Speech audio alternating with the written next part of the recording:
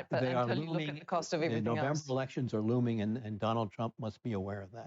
All right, one last question here, and I want to quote to make sure I've got this right. Security Chief Ali Larijani has said, Iran will not relent until making America sorry for this grave miscalculation. What does that look like for Iran? Well, the reason why the Iranians are saying this is because they believe that unless this war ends up becoming so costly that the United States concludes that it was a mistake starting it in the first place, unless that happens, they fear that the United States will restart the war a couple of months down the road. If the Iranians agree to a ceasefire prematurely without having inflicted that cost, they believe that it will be just what happened in June of last year. They agreed to a ceasefire, and 8 months later, Israel and the United States was back. So I think there's going to be an effort to amass a significant amount of cost, and it will primarily be on the economic front, in which they are going to move towards destroying Trump's presidency. Harlan, we've looked at a spokesman for Iran's military has said the gates of hell have now been opened. And unless and until American presidents learn this lesson, these are going to be future Vietnams, they're going to be future Iraqs and Afghanistan, and we're repeating this issue right now. No matter how good the American military is, it ain't good enough to win this by air power and naval power alone. And unless we learn that, again, we're going to be in big, big trouble. And as I said, gasoline at $7 or $8 a gallon may be one of the final outcomes that will end this war. Former U.S. Naval Officer Harlan Ullman and Trita Parsi, former officer of the President of the National Iranian-American Council, and now at the Quincy Institute. Thank you both. Thank you so much. The impact of this war on the future of the United States military has been getting a lot of attention in the media. Iran's been hit by billions of dollars of high-tech weaponry, much of it enhanced by the use of artificial intelligence. That's degraded stockpiles that leave the US potentially vulnerable to other threats, such as those from China. And while Iran has its own advanced weapons, its use of geography is proving to be perhaps its most effective. Here's Phil Lavelle again with the details. So this whole issue of the balance of power, what that looks like is really getting a lot of media attention here in the United States, both in terms of the economy, but also the weaponry. So let's take a look at how it's being reported in the Wall Street Journal. It's really leaning into how these weapons are financed. So it says, Pentagon races to secure money for Iran operations and munitions. And it highlights the position that the Defense Department is in now. Look, wrestling with how to pay for a war with an indefinite end date. It also is facing an industrial base that was already stretched to meet current demand and potential threats from China. Next up, it is the Washington Post. It says how the US is using AI and space tools in that conflict with Iran. So it's really leaning into the AI aspect here. And it's quoting the head of CENTCOM, US Central Command, saying the US is leveraging a variety of advanced AI tools. And there is more, because AI is big news at the moment in the defense industries. These systems helped us sift through vast amounts of data in seconds, so our leaders can cut through the noise and make smarter decisions faster than the enemy can react. And one final quote from that head of CENTCOM: advanced AI tools can turn processes that used to take hours and sometimes even days into seconds. Next up, it is NPR, National Public Radio, and it says old school tricks and AI tech are weapons in the Iran war. So it's really showing how the battlefield has changed. Look, being fought on a hybrid digital physical battlefield with old school deception tactics and cutting edge AI technology. This is a quote from General Dan Kay, the chair of the Joint Chiefs of Staff. Coordinated space and cyber operations effectively disrupted communications and sensor networks across the area of responsibility, leaving the adversary without the ability to see, coordinate, or respond effectively. We're going to move on to TV next, to MS Now. This is one of the more progressive liberal networks. That's Rachel Maddow. She's one of their big anchors, and she's concerned just about how long these weapon supplies could last. Russia is obviously enjoying seeing the United States burn up lots and lots and lots of missiles and interceptor munitions in the Middle East. So we'll be less happy and less able to provide those same types of weapons to Ukraine to fight against Russia. And of course, you'll remember just a week ago, Donald Trump had those defense company chiefs at the White House talking about how they were going to quadruple their production lines. Right, next up, we're going to go to Fox News. And this is Maria Bartiromo. She's a big anchor there. She deals with the economy. She was talking to the White House press secretary all about how that folds into it and what is happening in the Strait of Hormuz. Oil executives are telling me that more security is needed. So we want to understand specifically when we might see a let up here. It feels like the Iranians are threatening the U.S., saying, yeah, come to the Strait. We welcome you to actually ramp up the fight. And this could be a big turning point for the American people. Remember, gas prices are shooting up in parts of the country. America loves its cars. Many people vote with their pocketbooks. We have an election in November. This is not just a big international issue, it's also a big domestic one too. Bill Lavelle reporting. And the public perception of how the war's going in Iran has become a daily online debate amongst American leaders and commentators. Alex Baird has this roundup of how it's all playing out on social media. Well, in Donald Trump's eyes, the war is a success. In a typically long Truth Social post, he said, "We are totally destroying Iran. Iran's military has been decimated and its leaders wiped from the face of the earth." That set the tone from the White House as Secretary of Defense Pete Hegseth's presser pushed across social media. Never before has a modern, capable military, which Iran used to have, been so quickly destroyed and made combat ineffective, devastated.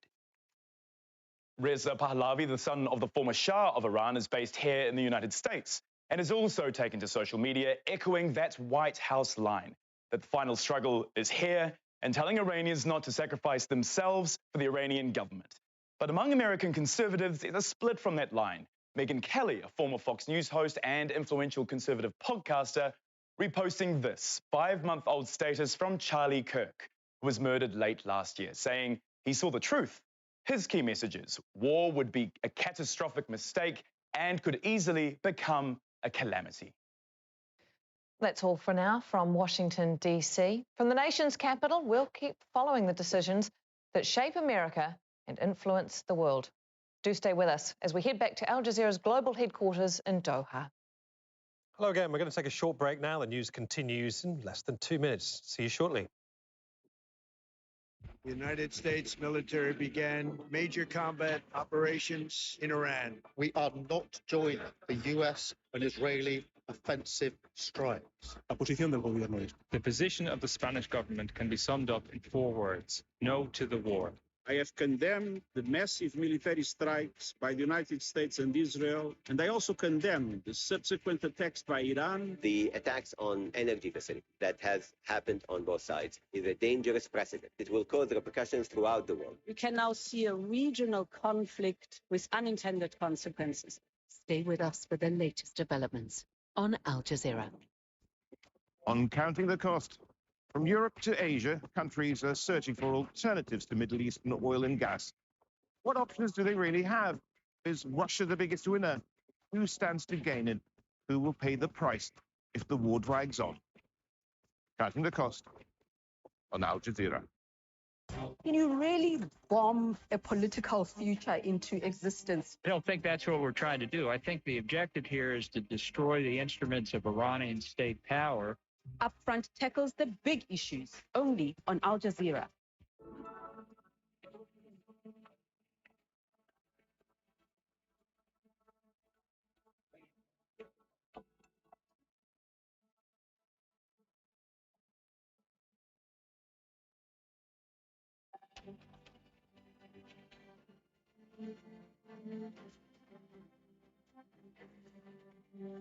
It is 7 GMT. This is Al Jazeera live from Doha. You're watching our extensive coverage of the war between the US, Israel and Iran. I'm Neve Barco. A missile strike on the US embassy compound in Baghdad, an American site near the airports also targeted. The US bombs the main hub for Iran's oil industry, hitting what Donald Trump said was every military target. Israel strikes northern Beirut early Saturday morning after 12 medical workers were killed in an overnight attack in southern Lebanon. And a new wave of retaliatory Iranian strikes hits central and southern Israel. Damage is reported in several cities.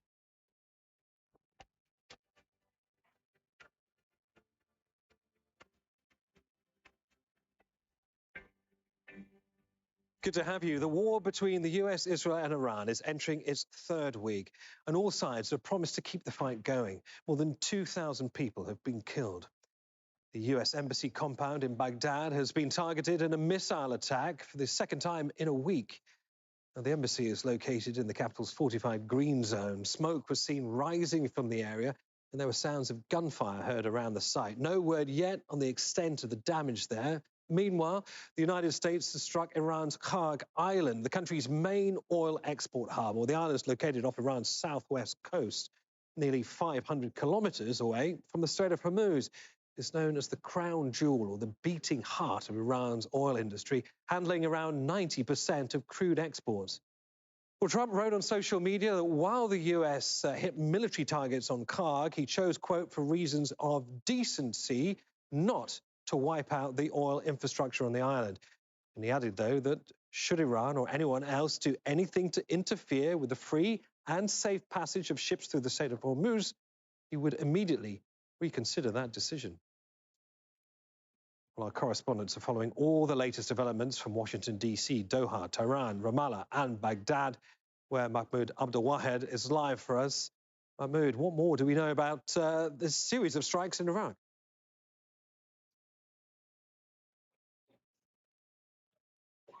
Well, the U.S. Embassy compound came under attack early this morning.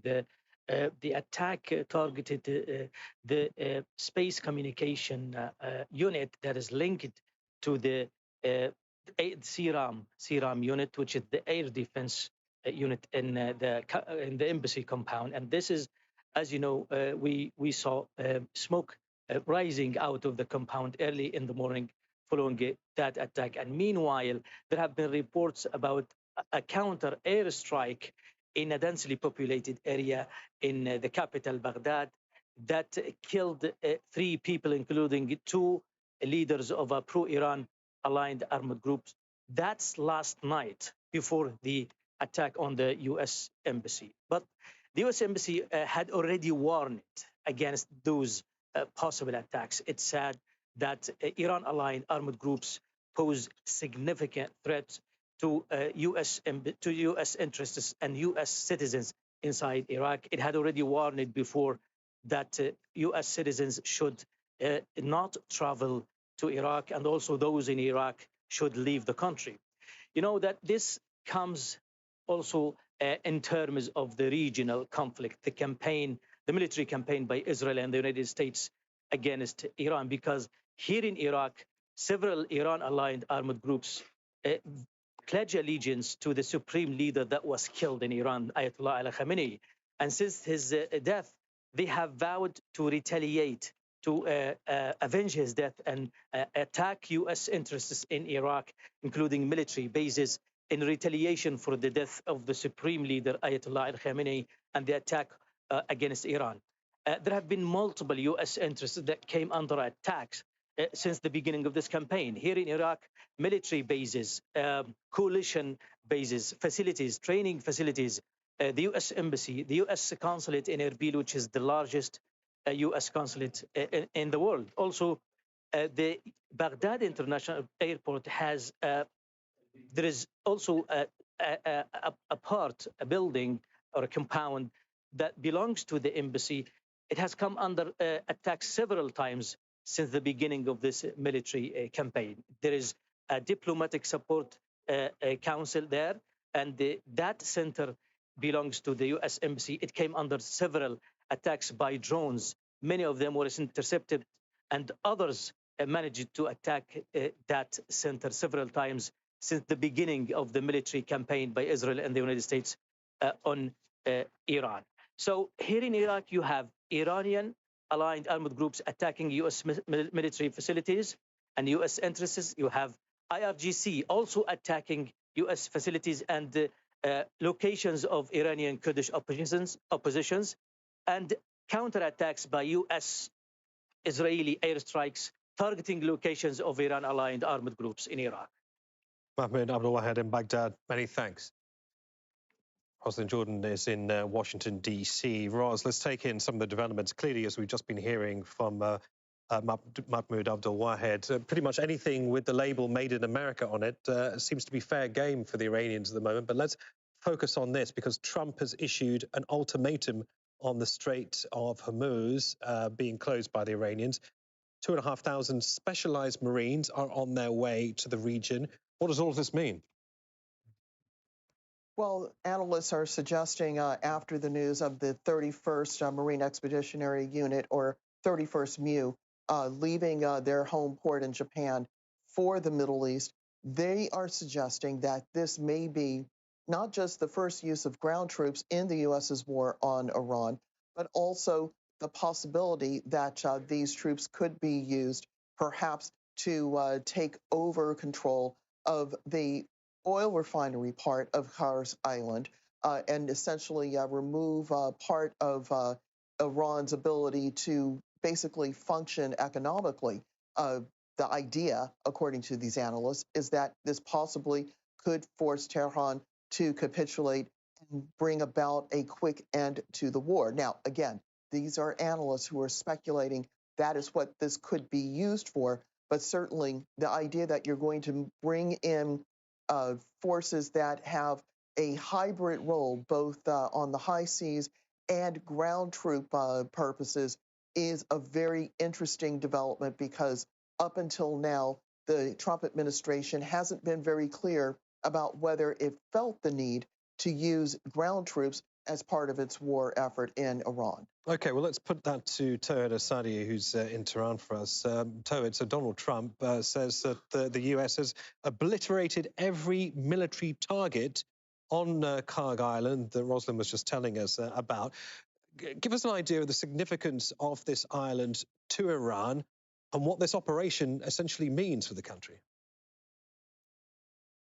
Well, geostrategically speaking, Neve, we're dealing with one of the most and perhaps the most critical places when it comes to the oil exports of the country. KHARG Island hosts the facilities related to the oil exports of Iran, and that is critically important when it comes to the Iranian economy. The main, let's say, incoming of which is the oil export. And latest is the reports that are coming from the Iranian news outlets saying that at least 15 massive aftersounds of explosion were heard in this island located in southern parts of Iran. And of course, they are also saying that oil facilities are not targeted, just the defense and military bases were targeted. But in the meantime, we got this statement, military statement coming from the Iranian side with a very strong message that in case of any attack to the oil facilities and infrastructures, the response is going to be crushing, and oil-related infrastructures in the region belonging to the United States or those in which the United States has got any share or any cooperation are going to be targeted. This is something that we heard from Iranian side before, but still we know that now we are hearing a very stronger message with a very stronger tone, seeing the very escalated nature of the situation, which runs the risk of even further escalations. And of course, we know that the attacks do not stop there over the past 24 hours, as we are entering the third week from the initiation of the airstrikes by the Americans and Israelis. We have been witnessing different airstrikes across the country in Ilam province, in Qom, and in other cities, and including here in the capital. And last night, we witnessed a few hundred meters away from where I am reporting, a building was targeted, and after several hours, the thick smoke was drifting through the air, and also we were able to hear the sounds of multiple blasts across the capital in the past hours, specifically from the midnight onward, and that is quite indicative of the very fact that we are at any point not close to de-escalation possibility. The rhetoric from both sides is also indicative of that very fact. Both are talking about the strikes and the striking back. Iranian side also is coming out with the statements, specifically IRGC, about the continuation of their retaliatory strikes. Ros, back to you. I mean, I don't think we can rotate this in any other way and not come to the conclusion that what we're seeing is an escalation on all fronts. We're seeing an uptick in violence from Iran against multiple locations across the region. Also, these operations on KHARG Island. How does the White House then, how is it able to sort of communicate that it will not get bogged down in a forever war? How much heat is the Trump administration under right now? Well, certainly it does not help that the price of gasoline or fuel for people's cars and trucks and SUVs has jumped on average 50 cents per gallon or 3.7 liters in the past week or so. Americans are very, very sensitive to the price of essentials, whether it's food, whether it's fuel for their vehicles or fuel to heat or cool their homes. And when they see such a big jump, they start paying attention to what the administration in power is doing. There is polling indicating that people are not happy about the fact that, one, the U.S. has gone to war against Iran, and two, that this is having a direct economic impact on their daily lives. Now, the White House, for its part, reportedly is trying to improve its messaging game, as it were, trying to stress to the U.S. public that prices for fuel will drop as soon as this war on Iran is over. But the administration also is not saying definitively when it's going to consider the war over, when it's going to enter into a ceasefire or a peace agreement with Tehran. And so that's undercutting its own messaging about things getting better economically once the war is over. With that kind of uncertainty, congressional Democrats are now using it as leverage to argue why their Republican colleagues, should be voted out in the upcoming midterm elections, because their argument is that the Republican Party, which has been traditionally the party of the pocketbook, is not doing enough to protect Americans' bottom line, basically their financial well-being, because of the way the war in Iran is being prosecuted. Ros, thank you. Rosalind Jordan in Washington, D.C. Let's take you back to Towhead. Towhead, it does beg the question, given that we have a rising death toll across Iran, we've got now millions of people internally displaced. The question being, I mean, how much pain is Iran prepared to both inflict but also take? Well, actually, the first day of these strikes is marked by a heavy bombardment and attack that took place targeting a school, an elementary school, in which more than 160 student girls were killed alongside their teachers and other people who working at that very school, and while the class was in session. And that was just a beginning to an endless pain that people are suffering here in Iran, as the continuation of airstrikes happens as a reality on the ground. And as it goes without saying that it is not just the military headquarters, police stations, or our state buildings being targeted, but the residential areas, including hospitals, including actually schools and other public places being hit.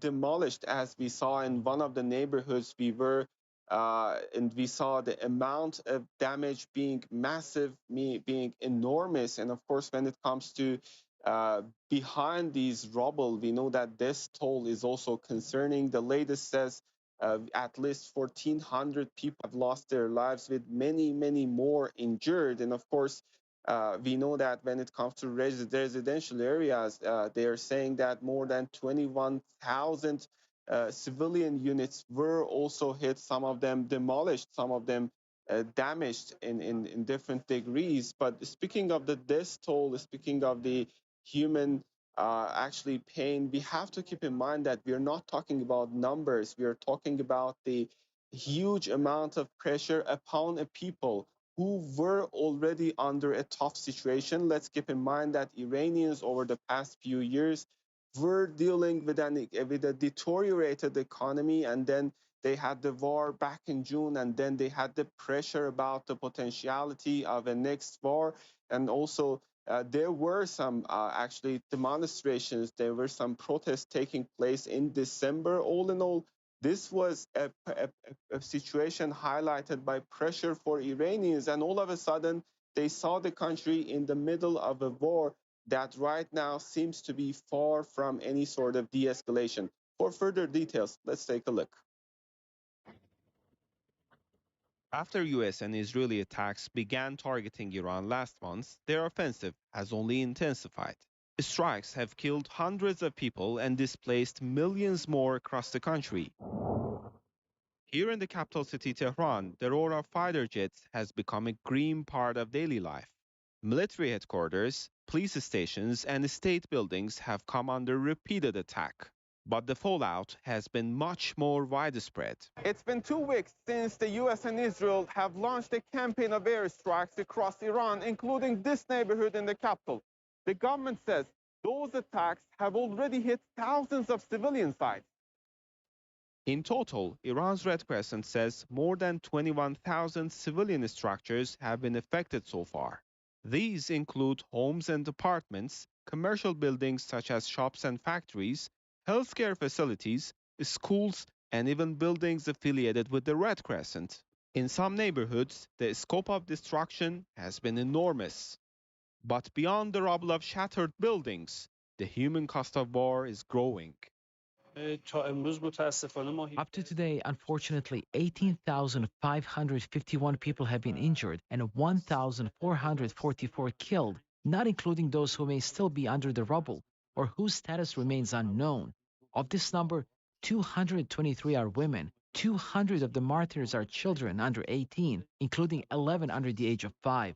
These figures include only confirmed cases transferred by emergency medical services. Many families in Tehran province, home to roughly 14 million people, have decided to leave, but many others have chosen to stay. Despite the airstrikes, thousands have rallied downtown to denounce the attacks and show support for the political establishment. Most recently on Friday, to mark Al-Quds Day. But people in Tehran are facing mounting dangers.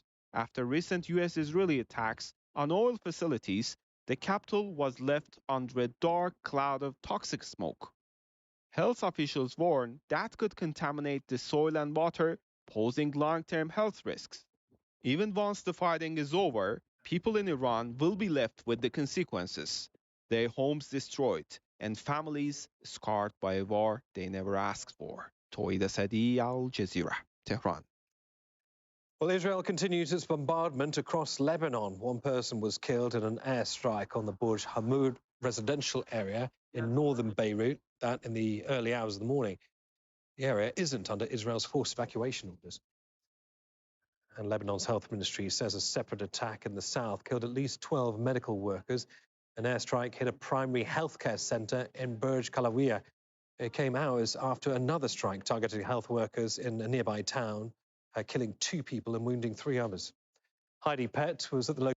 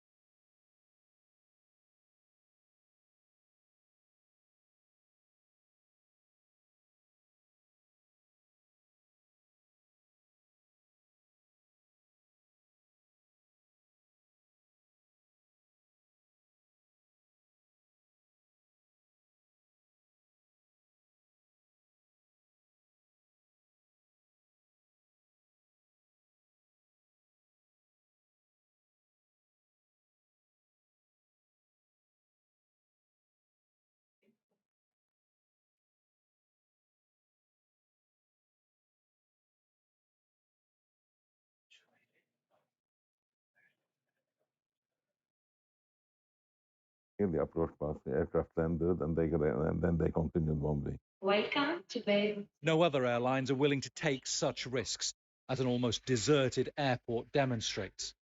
Lebanese people see it as a point of pride that Middle East Airlines keeps flying. And you, sir, are you proud of Middle East Airlines? I'm very proud. It's our airline. Everyone in the country is proud of their airline. I'm sure they arrange something between them. No bomb will be, no problem with the Middle East. No security problem with the Middle East. It's also prohibitively expensive for foreign airlines to get the insurance needed to fly here in times of conflict. But for Middle East Airlines, the state is essentially the insurer of last resort, providing financial guarantees that private companies won't. Israel hasn't always spared MEA. In 1968, Israeli forces blew up aircraft in their conflict with Palestinian fighters. It happened again in 1982. In this latest conflict, the airport has never closed. Everyone who wants to come home to Beirut has been able to. Bernard Smith, Al Jazeera, Beirut. Well, Israel has also been under attack. Iran launched a new wave of retaliatory strikes overnight. A number of attacks targeted central Israel, falling debris and shrapnel damaged vehicles, buildings and infrastructure in several cities. Nida Ibrahim is live for us in Ramallah in the occupied West Bank. And Nida, 48 strikes now launched by Iran. What has that meant for people's sense of normality? Is that now completely evaporated in Israel?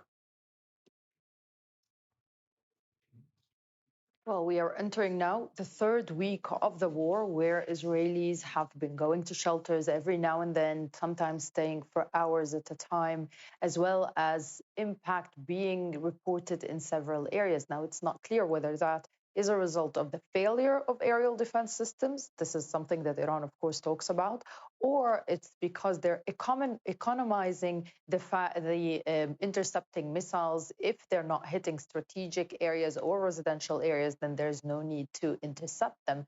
This is, of course, causing damage, causing casualties, causing injuries all across Israel. Of course, we don't always know the number of those who have been injured, the fact if strategic or military sites have been hit. But this is also raising concerns amongst Israelis. How long would this war last?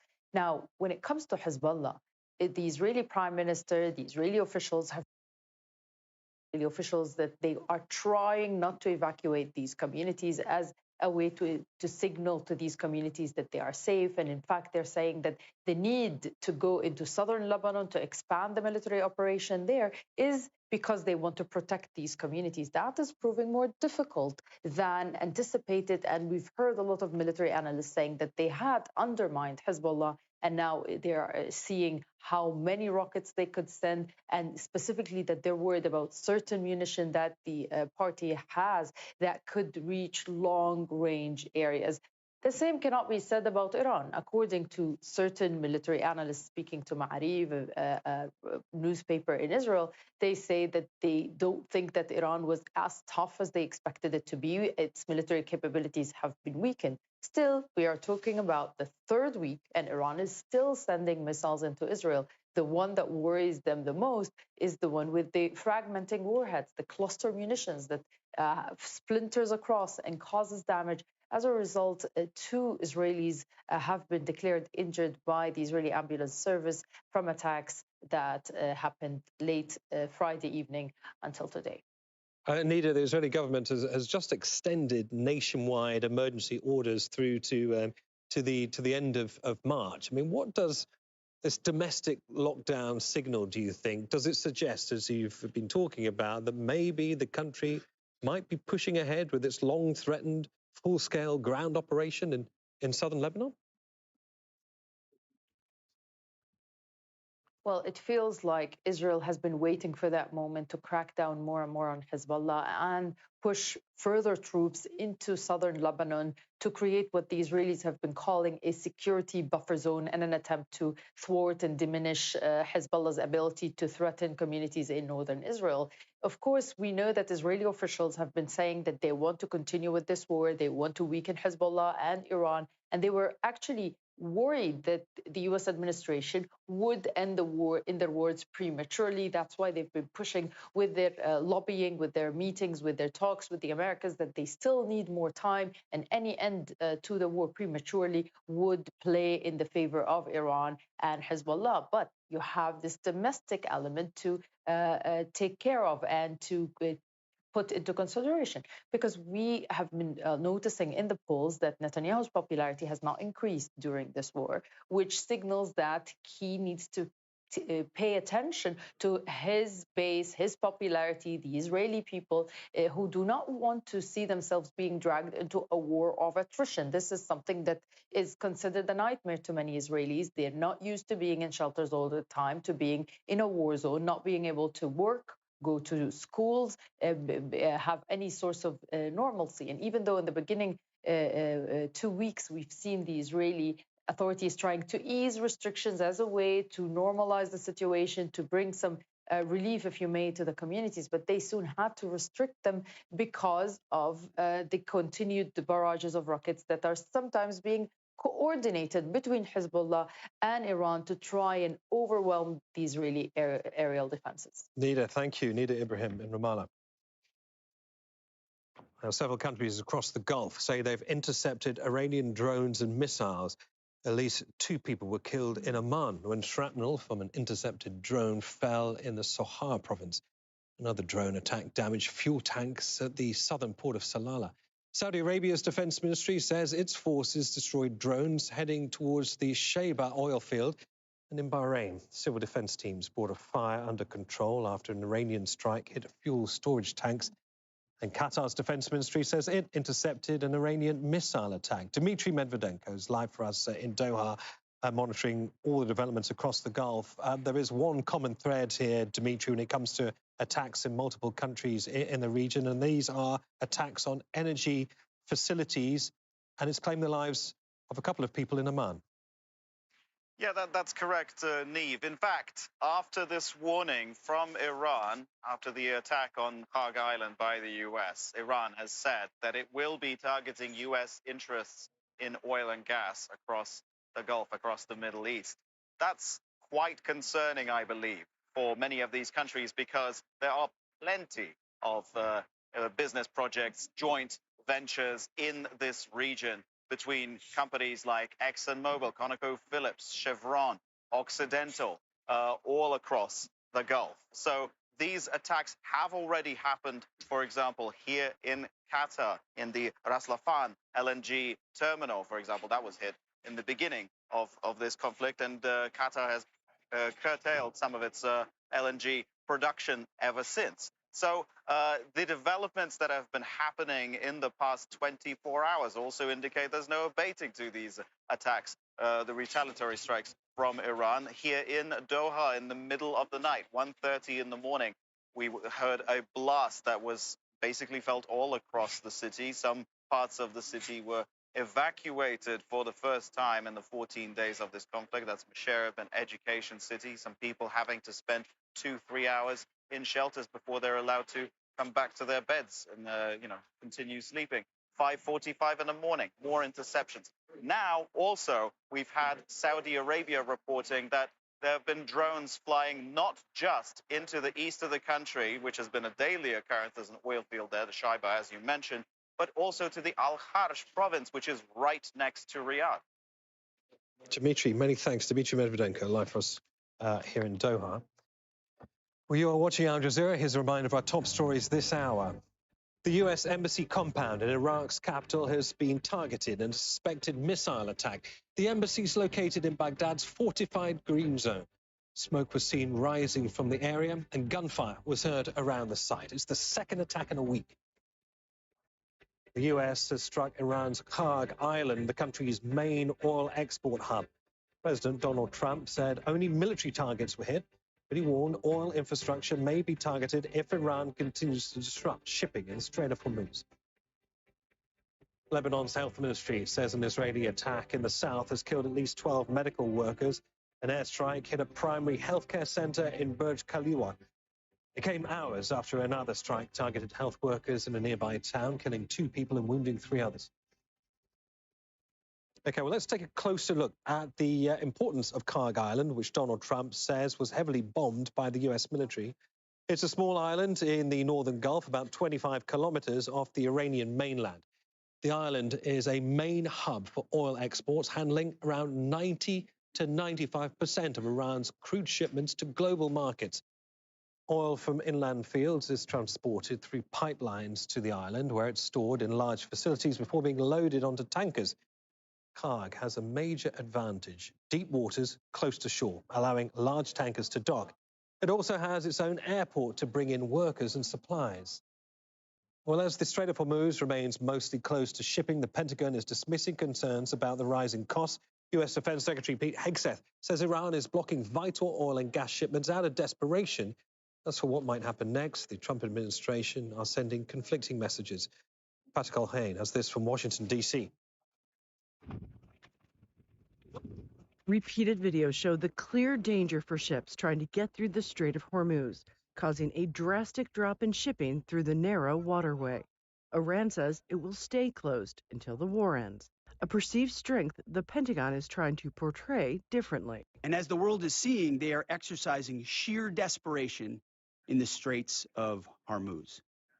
Something we're dealing with, we have been dealing with it, and don't need to worry about it. But the world is worrying about it as the price of gas climbs higher, with consumer goods expected to be more costly soon, putting the defense secretary on the defensive. Reports that the Trump administration underestimated the Iran war's impact on the Strait of Hormuz. Patently ridiculous, of course. For decades, Iran has threatened shipping in the Strait of Hormuz. This is always what they do: hold the strait hostage.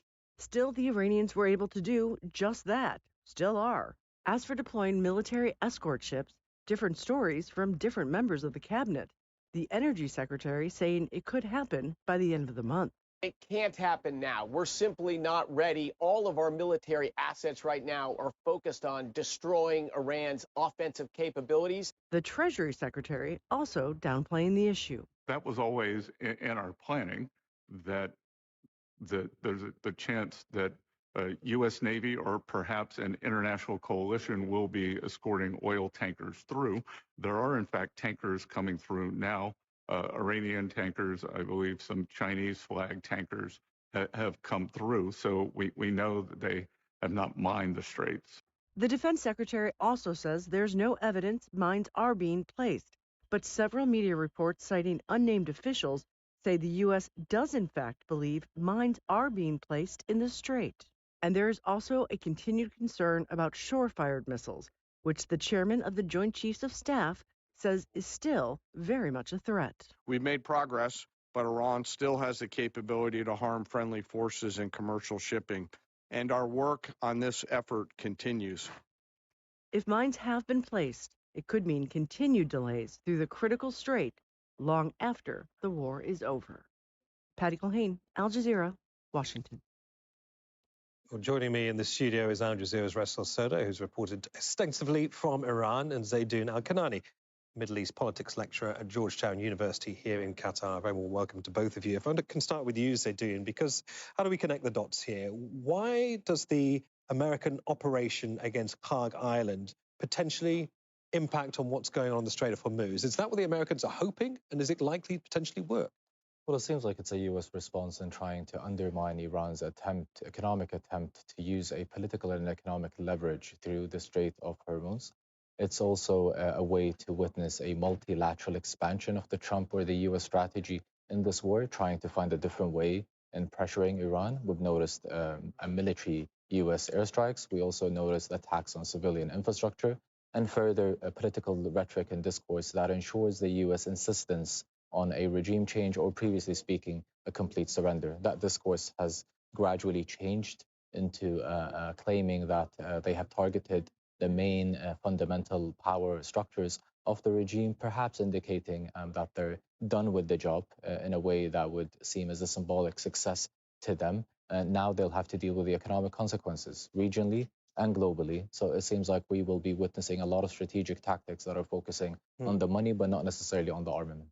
Right. And talking, Russell, about KHARG Island, I mean, this has been described as the jewel in Iran's infrastructure by way of it being the hub for its oil industry. I mean, it would be heavily fortified, heavily defended. Americans have claimed that they've taken out all the military defenses, but they haven't as yet hit anything by way of the oil infrastructure. We know when the Americans have escalated previously, the Iranians have always been able to counter that escalation with one of their own.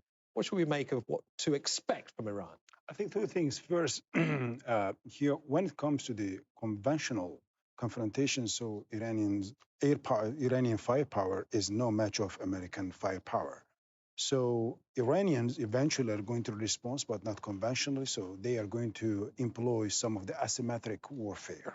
And so asymmetric warfare is focused on disruption, and it's focused on interruption, but it's not a conventional and traditional somehow confrontation with the higher capacity enemy. So, and second, they were not prepared for KHARG Island before the war. And during the war, they definitely didn't have the opportunity really to prepare. KHARG Islands, so now the military facilities, Iranian military facilities have been heavily bombed. So two things here that I can see. First, Americans could potentially prepare for more islands across the region, across Gulf.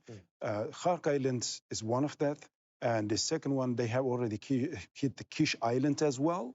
And the third one, it could be Abu Musa Island. Indeed, when I was in Iran, one of the Iranian officials was talking about that possibility, saying that the Iranian army is regarding some of the scenarios and preparing for that. And they were prepared for Abu Musa Island, because Abu Musa Island is in the Strait of Hormuz, while KHARG Island is all up to the north.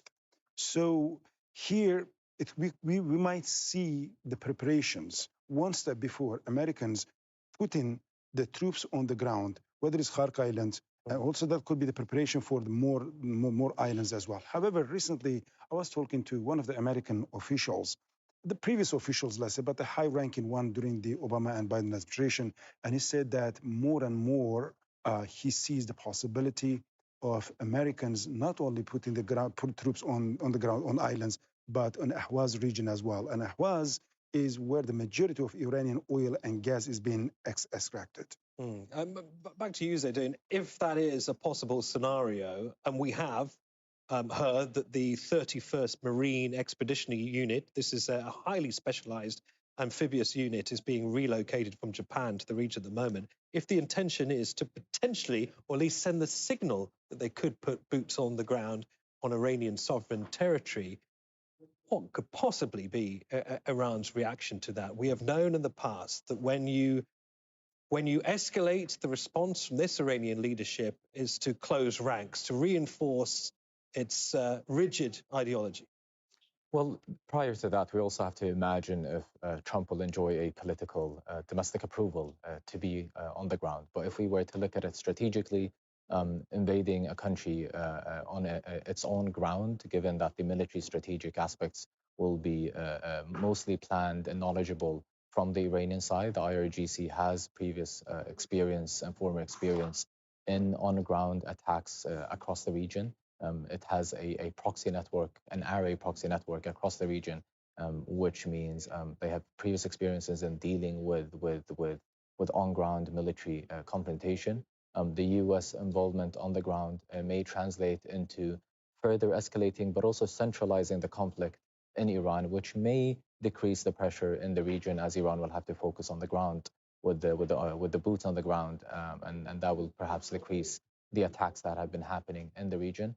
It might also be less costly on some of Strait of Hormuz or the other energy and oil fuel-oriented areas and islands and stations around the region, given that it will be a direct confrontation between two different armies. So far, it seems more of a signal, given that politically speaking, it doesn't seem like a a objective that might be able to sell into the political discourse, whether it's Trump or Netanyahu, given that there has been a lack of a clear strategic roadmap in this war. Well, talking about not being able to sell those military objectives to the US's allies, we have seen Italy, we have seen France, we have seen India all bypassing the United States and negotiating directly with the Iranians to allow their ships to go through the Strait of Hormuz. What does that say to you, Russell? Well, here definitely we are not seeing the 1991 scenario when the Americans were able to form an international coalition, a US-led coalition, to confront Saddam Hussein or Iraq back then. Here, so it's mostly a joint American and Israeli operation. And the reasons that these countries are bypassing and directly talking to Iranians, so simply they're disassociating themselves with the American coalition. But on the other hand, because Iran is also targeting the facilities of the countries that have been mentioned, and directly talking to Iranians could perhaps secure a kind of safety of that asset. However, having said that, I still see a possibility of forming a coalition in the future. Once, according to the US military assessment, once the launchers are completely wiped out, once Iran doesn't have the capacity of firing the missiles, then Americans could put more pressure on allies to join, regional and global allies to join this coalition if it's going to be a prolonged campaign. So here, I agree with Zaidun regarding the domestic American public opinion. However, Trump is also very much inclined into the argument that he has employed during his campaign in Venezuela. So simply his argument was that the oil facilities, they were American equipments, were American investments, but Maduro and his predecessors, so they stole that from the United States. He could easily come up with same argument, saying, well, during the Shah, so it was American equipment, American investment, and all the American infrastructure. But then after the revolution, so these guys, they stole that American assets, and now we are getting into to have our oil back. That could be an idea or an opinion that he could try to sell to the American domestic public. Russell, many thanks for that. Russell Zaidun Al-Kanani. Thank you, both of you. Now, Iraq has become the only country directly targeted by multiple sides in the conflict between the US, Israel, and Iran. Both Iran and Iraqi armed groups aligned with Tehran have carried out drone and missile attacks on the semi-autonomous Kurdish region. The near-daily strikes are beginning to take their toll, and there are growing fears that unless the war de-escalates, the region could be pulled deeper into the conflict. Asad Beg reports from Erbil in Iraq's semi-autonomous Kurdish region. In the capital of the Kurdish region of northern Iraq, life has slowed since the war began in neighboring Iran. But many people still make their way to Erbil's historic square. The semi-autonomous Kurdish region sits at the crossroads of the Middle East, sharing borders with Turkey, Syria, and Iran. And in recent weeks, it has been targeted repeatedly by drones and missiles. Iran says the strikes are aimed at US bases and Iranian Kurdish opposition groups. Erbil's international airport has been forced to suspend flights, and businesses say the uncertainty is hurting the local economy. Recent drone attacks have targeted areas near the airport and US facilities, with air defenses intercepting many of them. The constant sound of explosions all day and night causes anxiety. The war has impacted the economy, the mental and bodily health, and everything else. It affects everything in the market. You don't know what you should worry about, the price of electricity, cooking gas, or the missile attacks. People here have lived through decades of conflict. They saw dictatorship fall and hoped the years after the US invasion of Iraq would bring stability. But many now fear the region is once again being dragged into a wider war. There is psychological distress among people because of the attacks carried out by the Popular Mobilization Forces on the Kurdistan region and the coalition forces, which thankfully can intercept the missiles in the sky. If it weren't for them, the attacks would have caused us much more damage. Our people are worried, especially at night. We are not part of this war. When the sun sets, families break their Ramadan fast. But people here know the calm can be deceptive. Explosions have become a familiar sound in the skies above Erbil. Even though most of the drones and missiles are intercepted before they reach their target, the fear here is that the Kurdistan region of Iraq is being slowly pulled into a war it never wanted to be a part of. For now, people are trying to carry on with their lives, but the war in the skies above them is a constant reminder that this city sits on the front line of a growing confrontation. Asad Beg, Al Jazeera, Erbil, Iraq. Well, as we've been reporting, the war continues to rattle global markets, and in the US, high oil prices are raising concerns about inflation. Kirsten Salumi reports from New York. U.S. markets ended the day in negative territory under pressure from rising oil prices. The benchmark S&P 500 stock index closed down more than 0.5%, hitting its lowest level so far this year, while Brent crude oil is again topping $100 a barrel. That is double what it was a month ago.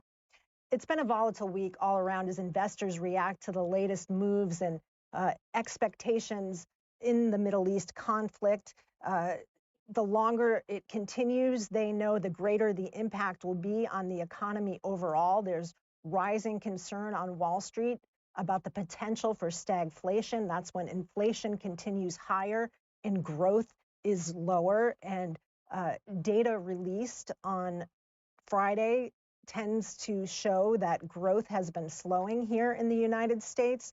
That concern has caused investors to downgrade their expectations that the Federal Reserve will reduce interest rates this year, and expectations that the markets will continue to slide as long as this conflict continues.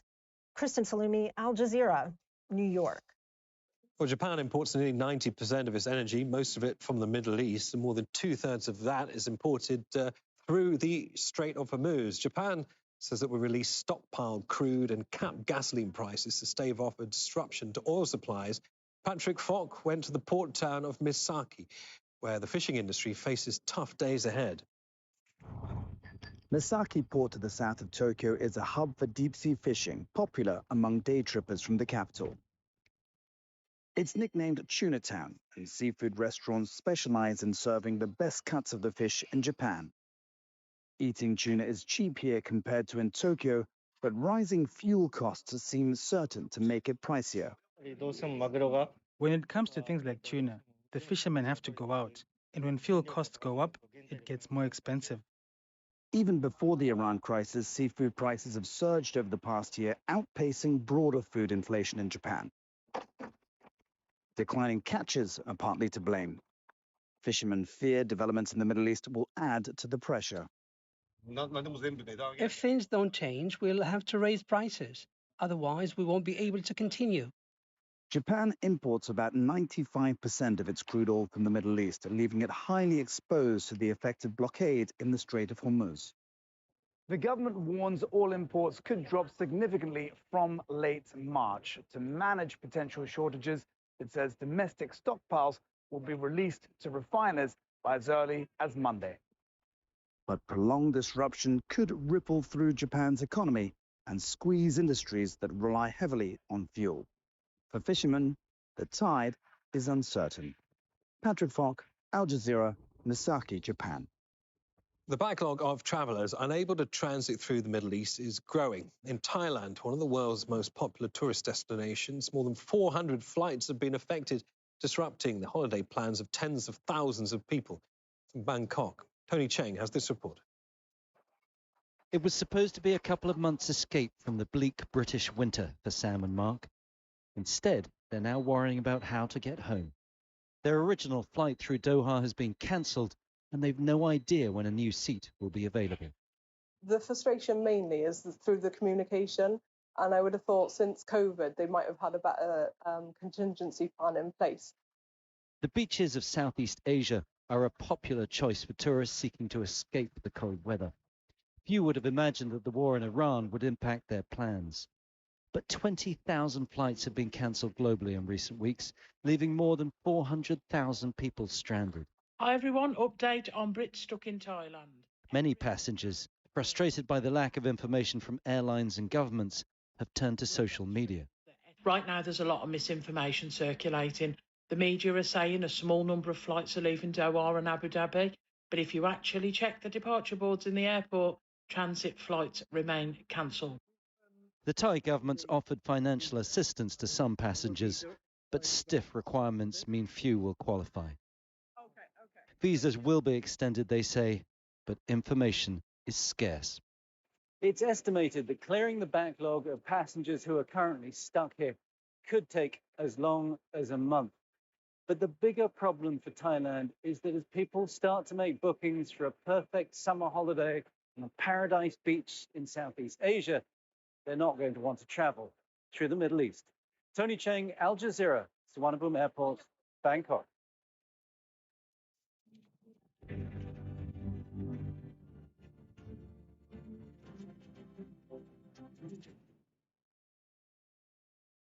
Global stories now. North Korea has fired around 10 ballistic missiles off its east coast. That's according to Seoul. The Japanese Coast Guard says the projectiles landed in the sea and traveled around 340 kilometers. The launch comes days after the US and South Korea held joint military drills. In Gaza, thousands of wounded Palestinians are struggling to access the specialized treatment they need after many months of war. Hospitals can only provide limited rehabilitation, and many patients require treatment abroad. But with the crossings largely closed by Israel, the chances of recovery are slipping away. Ali Mahmoud reports. At the age of 12, Hamdi is learning how to walk again. He was severely injured during Israel's war. Now, much of his day is spent in physical therapy sessions.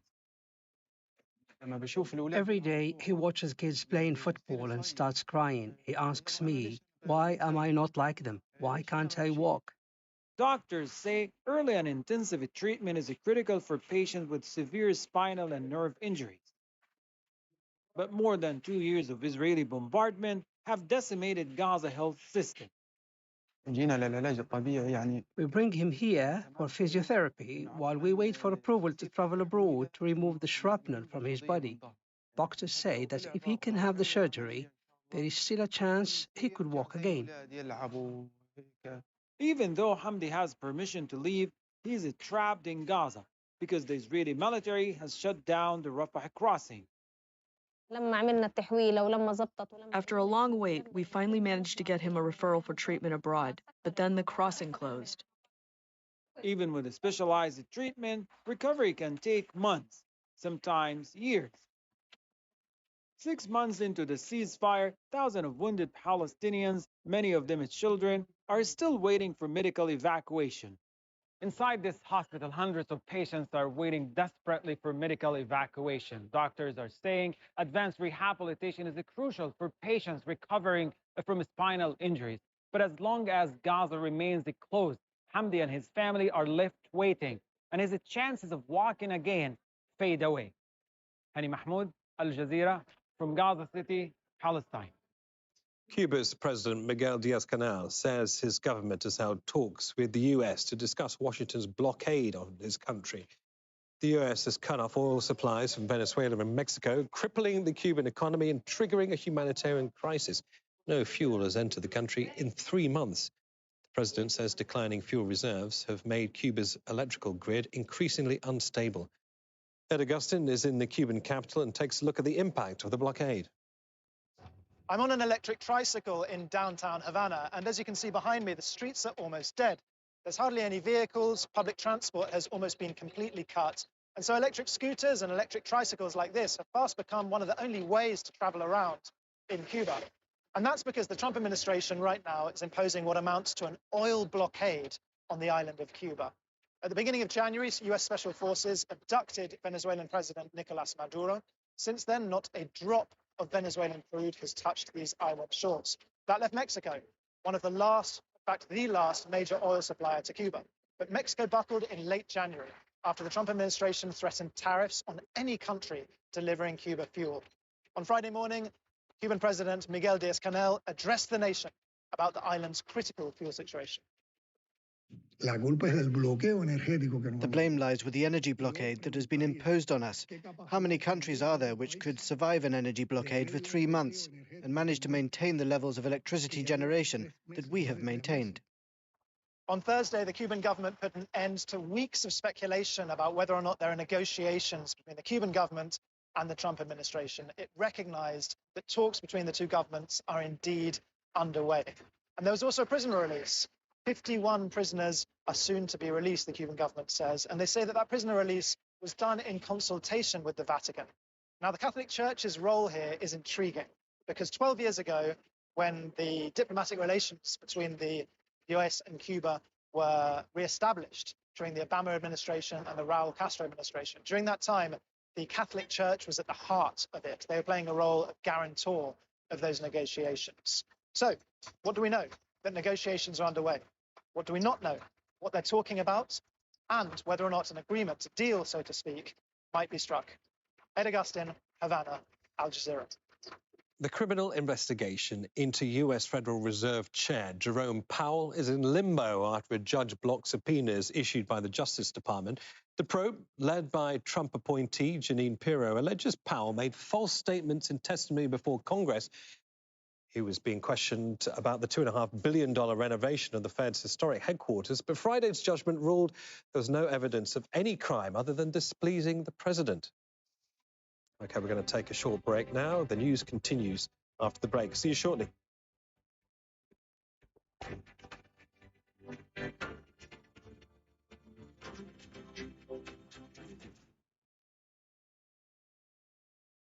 The latest news as it breaks. Hearing call to prayers and sharing a meal. These traditions connect them to their faith, to each other, even at the most difficult circumstances. With detailed coverage. As the Gaza Willpower team trains, every step becomes a proof that while war can break bodies, can't break the human urge to live. From the heart of the story. A radio signal in Gaza carries unusual weight. It not only delivers information, but it provides a sense of connection.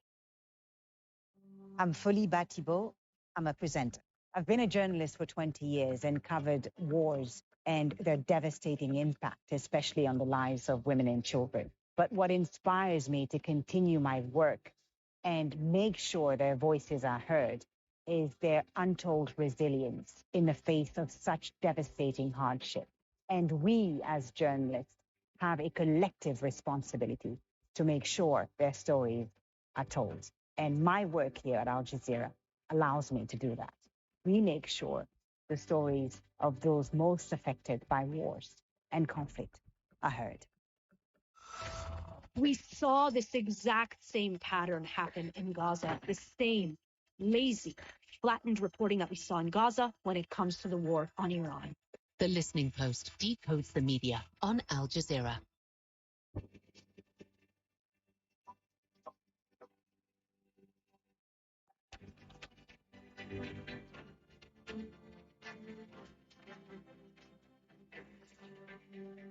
It's 8 GMT. This is Al Jazeera live from Doha. You are watching our extensive coverage of the war between the US, Israel and Iran. I'm Neve Barker. The US bombs the main hub for Iran's oil industry, hitting what Donald Trump said was every military target.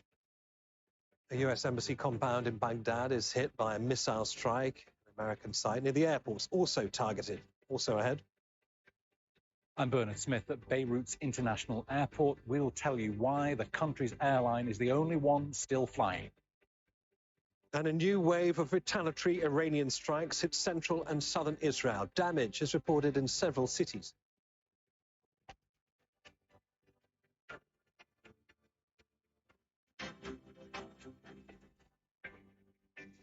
Good to have you. The war between the US, Israel and Iran is entering its third week, and all sides have promised to keep the fight going. More than 2,000 people have been killed. With the United States has struck Iran's KHARG island, the country's main oil export hub. The island is located off Iran's southwest coast, nearly 500 kilometers from the Strait of Hormuz. Well, it's known as the crown jewel, or the beating heart of Iran's oil industry, handling around 90% of crude exports. Trump wrote on social media that while the US hit military targets on KHARG, he chose, quote, for reasons of decency, not to wipe out the oil infrastructure on the island. He added, though, that should Iran or anyone else do anything to interfere with the free and safe passage of ships through the Strait of Hormuz, he would immediately reconsider that decision. Well, meanwhile, the US Embassy compound in Baghdad has been targeted in a missile attack for a second time in a week. The embassy is located in the capital's fortified green zone. Smoke was seen rising from the area, and there were sounds of gunfire heard around the site. No word yet, though, on the extent of the damage. Well, our correspondents are following all the latest developments from Tehran, Doha, Baghdad, Ramallah and Washington, D.C. Rosalind Jordan is live for us. Good to see you, Ros. So Donald Trump has issued an ultimatum on the Strait of Hormuz. News also of 2,500 specialized Marines going to the region. So after the KHARG strikes, what is being said now about securing the oil flow? Well, certainly the price of oil is above $100 a barrel. That's having a direct impact on the pocketbooks of American drivers, American homeowners, American renters, because whether or not you are a homeowner or a renter, you have to heat your home or cool your home, depending on where you are in the United States. And most people own at least one car or truck, and they have to put fuel in the car. The price of electricity has gone up, but more important, the price of fuel for vehicles has gone up at least 50 cents per gallon or 3.7 liters across the country since this war began 15 days ago. And American drivers are taking note, and they're not happy. Now, what does it mean for this Marine unit, the 31st Marine Expeditionary Unit, or 31st MU, coming from Japan, heading to the Middle East? Well, there's a lot of speculation among defense analysts that they may be coming to secure the oil field part of KHARG Island, which is owned by Iran. That is the thinking among these analysts, that this could force Tehran to capitulate, to surrender, and thus give the Trump administration the victory it says it has already achieved in its 15-day war on Iran. OK, Ross, let's go to Toa Desadi, who's in Tehran for us. Toa, Donald Trump says the US has obliterated every military target on KHARG Island. The island's often called the crown jewel of Iran by way of its energy infrastructure. How is this being responded to? Well, actually, this is a geostrategically significant development, seeing the fact that KHARG is an island which is playing a very important role when it comes to oil exports of Iran, and that is obviously a very critical component of the Iranian economy under this tough situation. And we received reports from Iranian media outlets about at least 15 strikes taking place in that island, targeting the defensive, and military places. In response, Iran's armed forces, one of the officials came out to say that in case of any attack targeting the oil infrastructures and facilities in the island, the response is going to be tough. They're saying that they're going to target any oil facility related, affiliated, or and even having any collaboration with the Americans are going to be their targets to be hit in case Iranian oil facilities happen to be targeted. But still, we know that this is just one aspect of the escalation. The other aspect is indeed the continuation of the airstrikes, not just in that island, but also across the country in different provinces, Elam, Isfahan, Kermanshah. We are receiving reports and footages coming about the continuation of these airstrikes over the past 24 hours. And of course, Tehran was not an exception. From the last night, we have heard sounds of massive explosion. One of them happened just a few 100 meters away from the exact place that I'm reporting, and the thick smoke for several hours was actually drifting through the air. While this is the situation when it comes to military headquarters, political buildings, or police stations, it goes without saying that the damage when it comes to very ordinary citizens is also massive. Ros, back to you, because it seems like there are three things going on here. We've got the United States appearing to wade deeper into this conflict. We've got gas prices soaring, gasoline prices soaring too. The midterm elections looming in November. I mean, the short-term excursion narrative, is that still holding up in Washington? What sort of pushback is there against the cost of this war? And when I say cost, the cost on many fronts, financially, politically, and also socially, when it comes to this war. Well, it's being reported that some White House advisors are very concerned that if this war is not wrapped up quickly, that there could be a very negative impact on the midterm congressional elections in November. There's even been some reporting that some White House advisors are thinking that if the price of crude oil is going to keep going up, if it could reach the rumored $200 per barrel, which would be an unforeseen figure, that it would be better to have that figure reached in the next week or so that the next 6 months, the administration could focus on bringing the price of crude oil and, by extension, the price of gasoline down so that voters in November would not take it out on Republican candidates for Congress. But that is, of course, all dependent on what the administration actually decides to do in terms of prosecuting this war. The movement of those Marines from their base in Japan to the Middle East, they're basically a hybrid force, a ground force as well as a maritime force. Does this portend that more U.S. ground troops are going to be moved into the region? The Trump administration has not been explicit about whether it intends to have a broad-based ground invasion of Iran. It's been very non-committal about it, but it hasn't ruled it out either. And so when you have those sorts of factors going on, while you have the U.S. President Donald Trump saying basically that this war has already been won and it's just a matter of getting Tehran to surrender, the mixed messaging is raising political concerns for the Republican Party and for the Trump administration. Well, thanks a lot for that, Rosalind Jordan in Washington, D.C. Well, in response to all of this, Iran clearly not impressed by what the Americans have in store for KHARG Island and other military maneuvers across the region. Iran's joint military have responded to Trump's threats on the island, saying that they will retaliate. Take a listen. In response to the statements of the aggressor and terrorist president of the United States, we declare that in the event of an attack on the oil, economic, and energy infrastructure of the Islamic Republic of Iran, as we have previously warned, all the oil, economic, and energy infrastructures belonging to oil companies throughout the region that have American shares or cooperate with the United States will be destroyed and turned into a heap of ashes.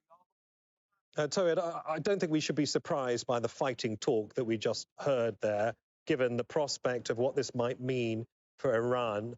In amidst all the military maneuvers, though, the humanitarian cost of this war is significant. Millions are displaced. What does that mean for Iranians?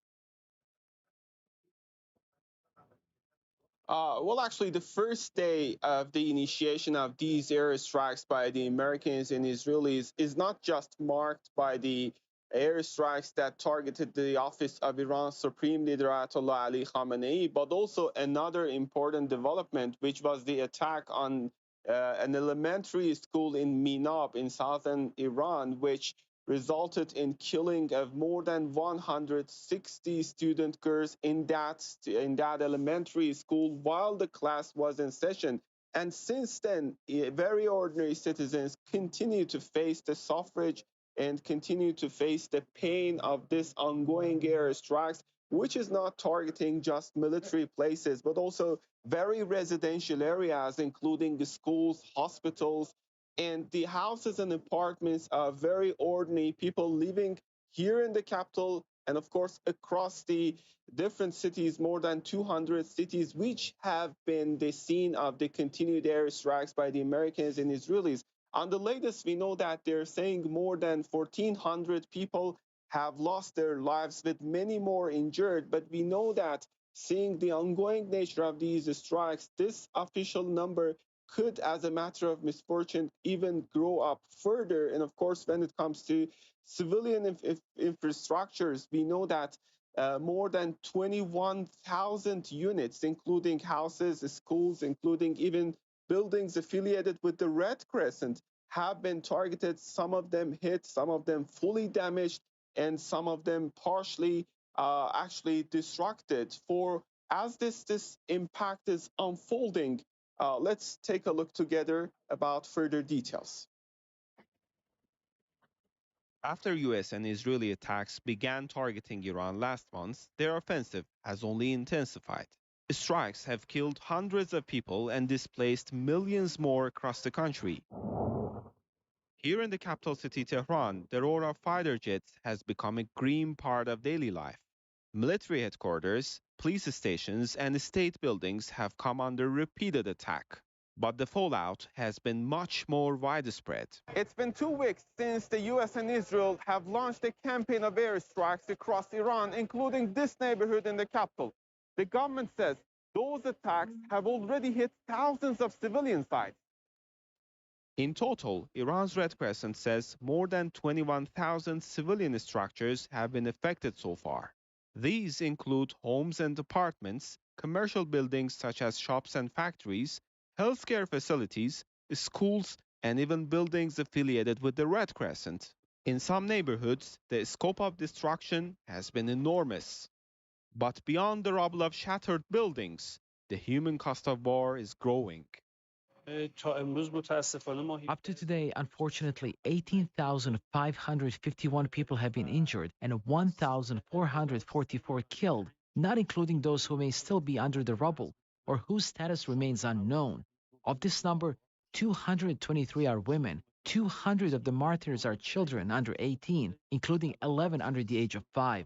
These figures include only confirmed cases transferred by emergency medical services. Many families in Tehran province, home to roughly 14 million people, have decided to leave, but many others have chosen to stay. Despite the airstrikes, thousands have rallied downtown to denounce the attacks and show support for the political establishment. Most recently on Friday, to mark Al-Quds Day. But people in Tehran are facing mounting dangers. After recent US-Israeli attacks on oil facilities, the capital was left under a dark cloud of toxic smoke. Health officials warn that could contaminate the soil and water, posing long-term health risks. Even once the fighting is over, people in Iran will be left with the consequences. Their homes destroyed and families scarred by a war they never asked for. Toid Asadi, Al Jazeera, Tehran. As we've been reporting, the US Embassy compound in Iraq's capital has been targeted in a missile attack.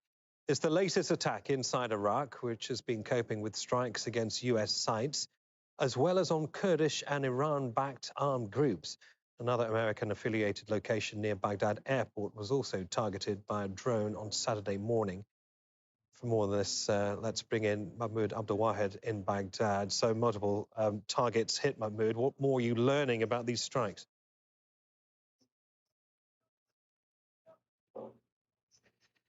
Well, the most prominent incident or attack this morning is the attack on the U.S. Embassy compound in the capital, Baghdad, despite the fact that it is inside the heavily fortified green zone, which is home to diplomatic missions and government offices. Sirens were heard heavily from inside the compound, and smoke was seen rising out of the building after the attack. There is no confirmation yet about whether or not there are casualties, but we understand that the attack hit a unit that's linked to the Searam air defense system.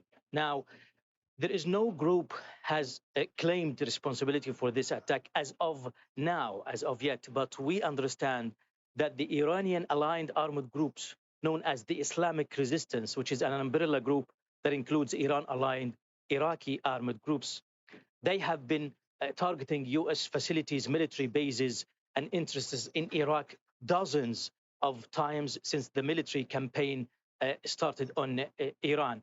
In fact, they have been vowing to retaliate the death of late Supreme Leader of Iran, Ali Khamenei, which they pledge allegiance. They pledge allegiance to him. Yesterday, the Islamic Resistance in Iraq issued a statement offering $100,000 US to anyone who provides information to lead to the capture or targeting of any US military or intelligence personnel. We understand that this attack also comes amid multiple drone strikes, attacks and counterattacks, attacks by Iran-aligned armed groups targeting US interests, and also the Iranian Kurdish opposition groups in northern Iraq. On the other hand, you have retaliatory attacks by US and Israel targeting their locations across Iraq. So the significance of this attack on the embassy today is a heavy, major political significance, because now the shifting from targeting political or military bases to political and diplomatic missions is a major shift in this conflict. And also, it definitely could trigger a retaliatory strikes by US and American fighter jets targeting these locations of Iranian allied armed groups. Mahmoud, many thanks. Mahmoud, if the time allows, one last. Go ahead. Yes, please. One last point, which is very important. This is putting a huge pressure on the government in Baghdad, which is trying to balance its relation between Iran and the United States. The government has warned many times before, Iraq cannot be a ground to settle scores between the warring factions, but unfortunately, this is exactly the case now. An important point to make. They are walking a political tightrope, no doubt. Mahmoud Abdelwahed in Baghdad, thank you.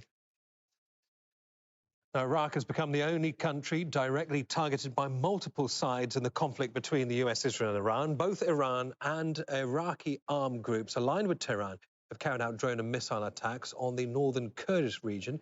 The near-daily strikes are beginning to take their toll there, and there are growing fears that unless the war de-escalates, the region could be pulled deeper into the conflict. Asad Baig reports from Erbil in Iraq's semi-autonomous Kurdish region. In the capital of the Kurdish region of northern Iraq, life has slowed since the war began in neighboring Iran. But many people still make their way to Erbil's historic square. The semi-autonomous Kurdish region sits at the crossroads of the Middle East, sharing borders with Turkey, Syria and Iran, and in recent weeks it has been targeted repeatedly by drones and missiles. Iran says the strikes are aimed at US bases and Iranian Kurdish opposition groups. Erbil's international airport has been forced to suspend flights, and businesses say the uncertainty is hurting the local economy. Recent drone attacks have targeted areas near the airport and US facilities, with air defenses intercepting many of them. The constant sound of explosions all day and night causes anxiety. The war has impacted the economy, the mental and bodily health, and everything else. It affects everything in the market. You don't know what you should worry about, the price of electricity, cooking gas, or the missile attacks. People here have lived through decades of conflict. They saw dictatorship fall and hoped the years after the US invasion of Iraq would bring stability. But many now fear the region is once again being dragged into a wider war. There is psychological distress among people because of the attacks carried out by the Popular Mobilization Forces on the Kurdistan region and the coalition forces, which thankfully can intercept the missiles in the sky. If it weren't for them, the attacks would have caused us much more damage. Our people are worried, especially at night. We are not part of this war. When the sun sets, families break their Ramadan fast. But people here know the calm can be deceptive. Explosions have become a familiar sound in the skies above Erbil. Even though most of the drones and missiles are intercepted before they reach their target, the fear here is that the Kurdistan region of Iraq is being slowly pulled into a war it never wanted to be a part of. For now, people are trying to carry on with their lives, but the war in the skies above them is a constant reminder that this city sits on the front line of a growing confrontation. Asad Baig, Al Jazeera, Erbil, Iraq. Meanwhile, the Israeli military is continuing its bombardment across Lebanon. One person was killed in an airstrike on the Burj Hammoud residential area in northern Beirut. That in the early hours of Saturday morning. The area isn't under Israel's forced evacuation orders. Lebanon's health ministry says a separate attack in the south has killed at least 12 medical workers. An airstrike hit a primary healthcare center in Burj Kalawiwa. It came hours after another strike targeted health workers in a nearby town, killing 2 people and wounding 3 others. Al Jazeera's Heidi Pett was at the location of the strike in Burj Hammoud in northern Beirut. This apartment building in Burj Hammoud on Beirut's northeastern suburbs has been hit twice in 24 hours. You can see once again the amount of damage is much, much larger. There is rubble strewn all through the car park. Firefighters have just been inside. They've managed to extinguish the blaze. Now, yesterday, the first missile came in and it hit the apartment on the top right, punched a hole through that one with the round edge on the side. Neighbours and first responders who were on the scene told us yesterday that it was empty. There was nobody there. And so the attempted Israeli assassination strike, which appears to be what this was not successful. But 24 hours later, another missile came rocketing in to the same building. And you can see on the bottom left here, it's a much larger hole, a great deal more damage. Now, we spoke to the Mukhtar here yesterday because this Burj Hamid is a majority Armenian Christian neighborhood. But there is and has for a long time been a Shia community here as well. And we spoke to the community leader yesterday. He told us that this place has nothing to do with Hezbollah. He doesn't know why the Israelis would have targeted this building. But clearly, they thought that there was somebody in here that they were attempting to kill. And speaking to first responders on the scene today, they tell us that this time the apartment was not empty. This is one of a series of Israeli assassination strikes on the capital in the last week, targeting areas outside Dahia, outside traditional areas where Hezbollah supporters live. In fact, they've targeted hotels in downtown and in Christian neighborhoods, and a devastating strike on people sleeping displaced on the beachfront. Heidi Pett, Al Jazeera, Beirut. Well, despite the daily Israeli airstrikes on southern Lebanon around the airport, Lebanon's national airline is still flying. All others have cancelled flights. Middle East Airlines says it follows strict safety protocols, holding hours-long daily meetings to assess the risks of keeping Lebanon connected to the rest of the world during all of this fighting. Bernard Smith, that's this from Beirut. All this area that is normally bombarded. We're not using this part of the runway. We are not parking any aircraft on this side. As Israel pummels Hezbollah's stronghold in southern Lebanon all around the airport, the national airline has kept on flying, partly because of a tacit understanding with the Israelis. And rest assured, if we are flying, if you are letting MEA fly, it means we are sure everything is under control. Just to give you an example, 3-4 days ago, we had a flight. They had a flight coming from Paris, and there were a lot of activities in the area. So they kept on holding. And in the end, they were about to divert to Larnaca. So they talked to the controller. The controller made a broadcast that we have a civilian aircraft coming to land on 6. Please clear the approach pass. And they cleared the approach pass. The aircraft landed, and then they continued bombing. Welcome to Beirut. No other airlines are willing to take such risks, as an almost deserted airport demonstrates. Lebanese people see it as a point of pride that Middle East Airlines keeps flying. We are loyal customers, always with Middle Eastern Airlines. And you, sir, are you proud of Middle East Airlines? I'm very proud. It's our airline. Everyone in the country is proud of their airline. I'm sure they arrange something between them. No bomb will be, no problem with the Middle East. No security problem with the Middle East. It's also prohibitively expensive for foreign airlines to get the insurance needed to fly here in times of conflict. But for Middle East Airlines, the state is essentially the insurer of last resort, providing financial guarantees that private companies won't. Israel hasn't always spared MEA. In 1968, Israeli forces blew up aircraft in their conflict with Palestinian fighters. It happened again in 1982. In this latest conflict, the airport has never closed. Everyone who wants to come home to Beirut has been able to. Bernard Smith, Al Jazeera, Beirut. Well, Israel has also been under attack. Iran launched a new wave of retaliatory strikes overnight. A number of attacks targeted central Israel. Falling debris and shrapnel damaged vehicles, buildings and facilities in several cities. Let's get the picture now from Nida Ibrahim, who's live for us in Ramallah in the occupied West Bank. Nida, so Iran has launched its 48th wave of strikes. What does that mean for Israel and, of course, how it prosecutes its war?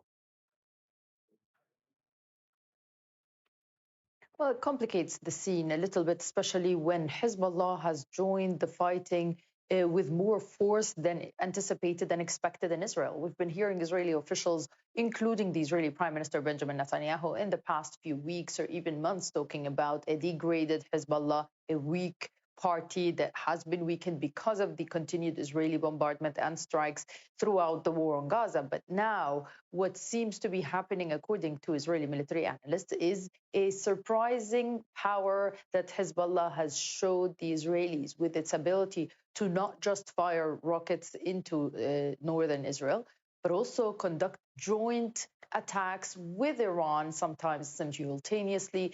According to Israeli officials, it shows the power, the high organizational command that the party has with Iran, as well as amongst its forces, to be able to launch such attacks. And we've seen in the past few days how the Israeli army has instructed soldiers not to be patrolling through the area in the bordering area between Israel and Lebanon, fearing these anti-tank missiles coming from Hezbollah. The continued rockets have been triggering sirens all across the northern Israel area, but also in the past few days, we've seen how Hezbollah rockets have managed to target central Israel, areas where there are military sites, strategic locations.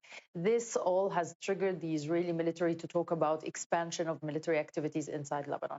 The Israeli Broadcasting Authority this morning talking about wanting to send as many troops as possible into the area between the southern Litani River all until the bordering area, a massive area. According to the Israelis, this will give them more control. If they occupy the land in Lebanon, it would give them the ability to protect the communities in northern Israel. Now, the belief is that Hezbollah wants the Israeli communities in northern Israel to evacuate. They've actually issued evacuation threats, saying to these people that they will continue targeting these areas. Now, the Israelis, this is another point that is important for them, to try and signal Israeli power, Israeli ability to control the situation. They have not asked these communities to evacuate just yet, but it seems to be that these rockets that have been concentrated, at least as of last night, mostly in northern Israel, attempt to achieve that goal of evacuating these communities from northern Israel.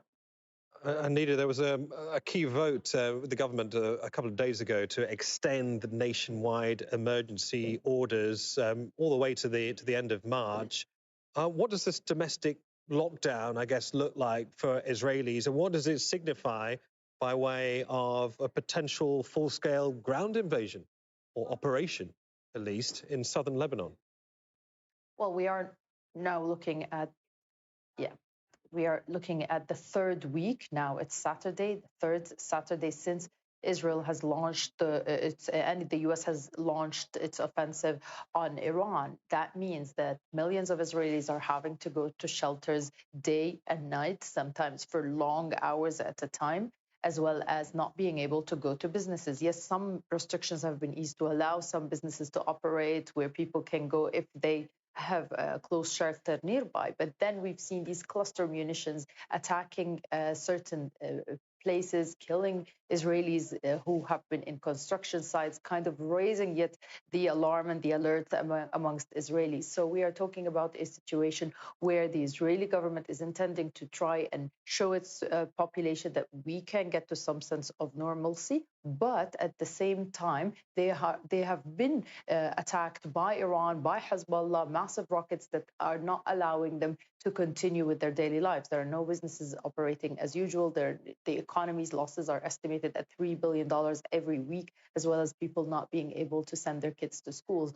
All of this has to be played with the military objectives that the Israeli government says it wants to achieve by weakening Hezbollah, by weakening Iran. They have been talking about the need to continue with this war and not end it prematurely, as what the U.S. president has been signaling in the past few days. The analysis here in Israel is that the Israeli officials and the U.S. counterparts agree that the war will need to continue and last a bit longer. Yeah, those special emergency measures in place until March the 26th, we understand. Nida, thanks for that. Nida Ibrahim in Ramallah. Now, several countries across the Gulf say they've intercepted Iranian drones and missiles. At least 2 people were killed in Oman when shrapnel from an intercepted drone fell in the Sohar province. Another drone attack damaged fuel tanks at the southern port of Salalah. Saudi Arabia's defense ministry says its forces destroyed drones heading towards the Sheba oil field. And in Bahrain, civil defense teams brought a fire under control after an Iranian strike hit fuel storage tanks, and Qatar's defense ministry says it intercepted an Iranian missile attack. Dmitry Medvedenko joins us live here in Doha. And Dmitry, all of this coming after that huge US operation against KHARG Island, Iran responding by hitting mostly energy facilities, claiming the lives of 2 in Oman. That's correct, but this, to be technically correct, this happened before the U.S. operation in KHARG Island. So the incident in Oman in the Sohar province happened more than 24 hours ago. This is when we learned that there were the first 2 fatalities in Oman in this conflict after 14 days of it. So there was 2 Indian nationals who died as a result of debris of a drone falling in that province. And of course, there's many foreign nationals working in the Gulf, working in the Middle East. So this is what's been happening. Those are oil storage facilities in Bahrain were also hit before the Hague operation. But Iran did issue a warning that should its oil infrastructure on Hague Island be affected, be hit by U.S. strikes, then it will retaliate in the Gulf, in the region, on U.S. energy interests. And there's plenty of those. There's many joint projects between ExxonMobil, Chevron, ConocoPhillips, and national companies in Qatar, in Kuwait, in Saudi Arabia. By the way, in Saudi Arabia, the drones that we've been reporting daily going into the eastern provinces in the empty quarter, for example, going to that Shaiba oil field. Right now, just a couple of hours ago, we've had a report that Saudi Arabia has downed a ballistic missile headed to the Al-Hajj province, which is right next to Riyadh. So the scope of Iranian attacks seems to be expanding, Neve. Yeah, important to clarify, Dimitri, that these attacks, or at least a lot of them, happened before that KHARG Island assault by the Americans. Let's talk about Doha, because the Ministry of Defense has confirmed interceptions over the city. Residents experienced things that they haven't experienced before. Talk us through what happened. That's correct. It was a sleepless night for a lot of people, especially in the districts of Musharraf and Education City, because they actually, for the first time in 14 days that we've been covering this conflict, were issued evacuation orders by authorities here in Qatar. Around an hour before the attack came in, there was a blast at 1:30 in the morning. It was so loud it was felt all across the city, but authorities said it was an interception of a missile.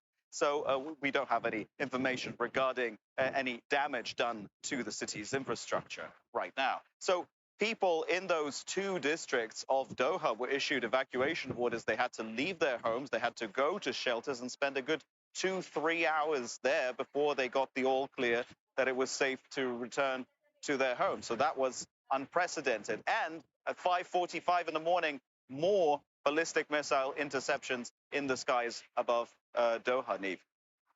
Dimitri, many thanks. Dimitri Medvedenko is live for us here in Doha. You are watching Al Jazeera. Thanks for staying with us. A reminder of our top stories this hour. The US has struck Iran's KHARG Island, the country's main oil export hub. President Donald Trump said only military targets were hit, but he warned oil facilities may be targeted if Iran continues to disrupt shipping in the Strait of Hormuz. The U.S. Embassy compound in Iraq's capital has been targeted in a suspected missile attack. The diplomatic facility is located in Baghdad's fortified green zone. Smoke was seen rising from the area, and gunfire was heard around the site. It's the second attack in a week. And Lebanon's health ministry says an Israeli attack in the south has killed at least 12 medical workers. An airstrike hit a primary healthcare center in Burj Kalawiyah. It came hours after another strike targeted health workers in a nearby town, killing 2 people and wounding 3 others. Let's take a closer look now at the importance of KHARG Island, which Donald Trump says was heavily bombed by the U.S. military. It's a small island in the northern Gulf, about 25 kilometers off the Iranian mainland. The island is the main hub for oil exports, handling around 90 to 95% of Iran's crude shipments to global markets. Oil from inland fields is transported through pipelines to the island, where it's stored in large facilities before being loaded onto tankers. KHARG has a major advantage. Its deep waters are close to the shore, allowing large tankers to dock. It also has its own airport to bring workers and supplies in and out. Well, as the Strait of Hormuz remains mostly closed to shipping, the Pentagon is dismissing concerns about all the spiraling costs. U.S. Defense Secretary Pete Hegseth says Iran is blocking vital oil and gas shipments out of desperation. As for what might happen next, the Trump administration is sending conflicting messages. Pratikul Hain reports from Washington, D.C. Repeated videos show the clear danger for ships trying to get through the Strait of Hormuz, causing a drastic drop in shipping through the narrow waterway. Iran says it will stay closed until the war ends, a perceived strength the Pentagon is trying to portray differently. And as the world is seeing, they are exercising sheer desperation in the Straits of Hormuz. Something we're dealing with, we have been dealing with it, and don't need to worry about it. But the world is worrying about it as the price of gas climbs higher, with consumer goods expected to be more costly soon, putting the defense secretary on the defensive. Reports that the Trump administration underestimated the Iran war's impact on the Strait of Hormuz. Patently ridiculous, of course. For decades, Iran has threatened shipping in the Strait of Hormuz. This is always what they do, hold the strait hostage. Still, the Iranians were able to do just that, still are. As for deploying military escort ships, different stories from different members of the cabinet. The energy secretary saying it could happen by the end of the month. It can't happen now. We're simply not ready. All of our military assets right now are focused on destroying Iran's offensive capabilities. The Treasury Secretary also downplaying the issue. That was always in our planning, that there's the chance that U.S. Navy or perhaps an international coalition will be escorting oil tankers through. There are, in fact, tankers coming through now. Iranian tankers, I believe some Chinese flag tankers have come through. So we know that they have not mined the straits. The defense secretary also says there's no evidence mines are being placed, but several media reports citing unnamed officials say the U.S. does in fact believe mines are being placed in the strait. And there is also a continued concern about shore-fired missiles, which the chairman of the Joint Chiefs of Staff says is still very much a threat. We've made progress, but Iran still has the capability to harm friendly forces and commercial shipping, and our work on this effort continues. If mines have been placed, it could mean continued delays through the critical strait long after the war is over. Patty Culhane, Al Jazeera, Washington. So joining me in the studio is Al Jazeera's Rasul Surda, who's reported extensively from Iran, and Zaydun Al-Kanani, a Middle East politics lecturer at Georgetown University here in Qatar. Welcome back, both of you. Zaydun, what do you think the US strategy is when it comes to KHARG Island? Obviously, it means an awful lot to the Iranians. It's their principal oil hub. But at the same time, it's the goal to essentially try and hold that island hostage as a means to securing the opening of the Strait of Hormuz. What's going on? Well, it is the economic lifeline of the Islamic Republic. Also, the fact that the U.S. hasn't looked at it or considered it in the previous 2 weeks and focused on it now means that they're using or moving to a next stage or a next step into the war, realizing that the military tactics and the strategies against the Iranian regime may have not led to the results that Trump was hoping for or even claimed that he was aiming for. Economically speaking, it wouldn't only be a disaster to Iran, but also to the region and also to the global economy. So, as you mentioned, it's probably a way to hold it hostage, making it an economic and a political leverage that the U.S. can hold against Iran, given Iran's attempt in using the Strait of Hormuz as a political and economic leverage on their side in this conflict. Yeah, we know, Rasul, that we've got something like 2,500 specialist Marines that are on the way to the region being redeployed from Japan. There's no indication yet that there's any intention to put boots on the ground. But nevertheless, given how important KHARG Island is, and given Iran's use of asymmetric warfare in the past, what could be potentially waiting for the Americans if they have territorial ambitions for the island? So when you look at the firepower, so Iran is no match of the United States. That's quite clear. That's why when Americans simply bombing the Iranian military facilities on KHARG Islands, Iran doesn't have the capability of responding in a conventional way. But eventually they are employing the asymmetric warfare. So the asymmetric warfare is simply a warfare that is conducted against the superior enemy in terms of its capacity. And the main aim is to somehow disrupt and prolong the war.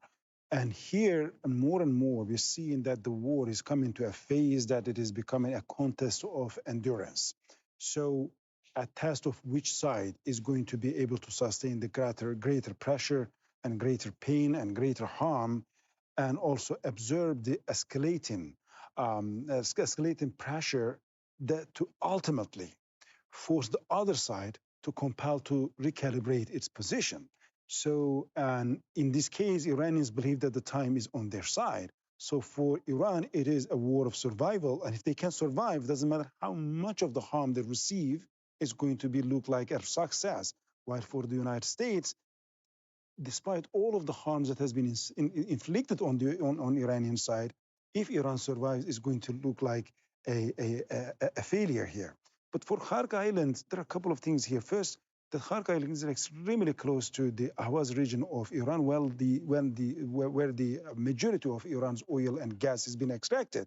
And that could be a step before Americans putting the troops on the ground in and around Ahwaz.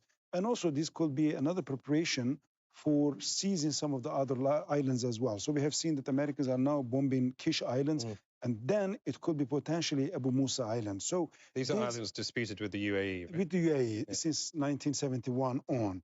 And if we look at that kind of line, it is like almost Abu Musa Island is in the Strait of Hormuz, and then go to the Kish Island and up to the north to KHARG Island. That will be an attempt first to having to put a control over the Strait of Hormuz and the Gulf, and also a preparation to put the ground, to put the troops on the ground. Here, it's not clear whether the Americans are going to limit that only with the islands, or whether they are going to really aim the Iranian mainland. And if they do Iranian mainland, I think it is going to be having detrimental consequences. That opens up potentially a Pandora's box, doesn't it? Zaydoun, so, I mean, Rasul is suggesting that we may well see a tussle for these strategic islands within the Gulf going forward. We've been talking obviously about asymmetric warfare in terms of the Iranians' response. We have also seen Iran escalate horizontally as well by hitting targets across the Gulf. In the last 12 hours, we've seen multiple energy facilities hit, some before the KHARG Island attacks, some afterwards. Do we now expect that war to be widened as well, to see more attacks, more American installations, or any facilities seem to have links to the Americans now being singled on? Yeah, well, I don't think we needed to wait for this move from the U.S. to even expect such attacks and retaliations from the Iranian side, given if the war and the conflict continues. We've seen the attacks targeting energy facilities, oil facilities, including countries that Iran claims to be under its array of alliances in the region, such as Iraq, which has been attacked by both the U.S. and Iran in this conflict.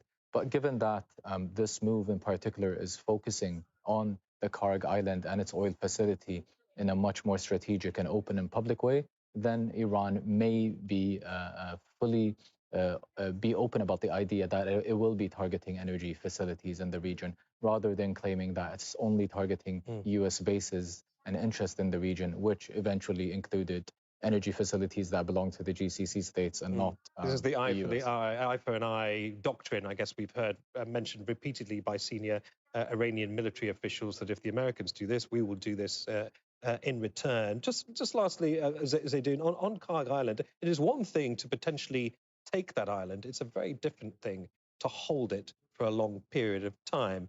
Do we expect this to be an exchange of territory as a way out of this conflict, or do we expect this to be potentially a protracted standoff? I don't think it's either or. I believe Trump would hope not to reach a level where he would attack it, but rather reach a level where he will be able to dominate it and control it. But it also depends on how much he is ready to use it as a political leverage against Iran's attempt to monopolize the Strait of Hormuz and the economic consequences that led to that economically, regionally and regionally. But given that the military escalations and tensions are only increasing, and it doesn't seem like any of these new strategies would lead to preventing the war from being much more militarized, it seems like it can be under a threat. One cannot deny that the US might view it from an international angle, where that's one of the major supplies the Chinese economy relies on when it deals with Iran, which might indicate another pressure that it's trying to push ahead.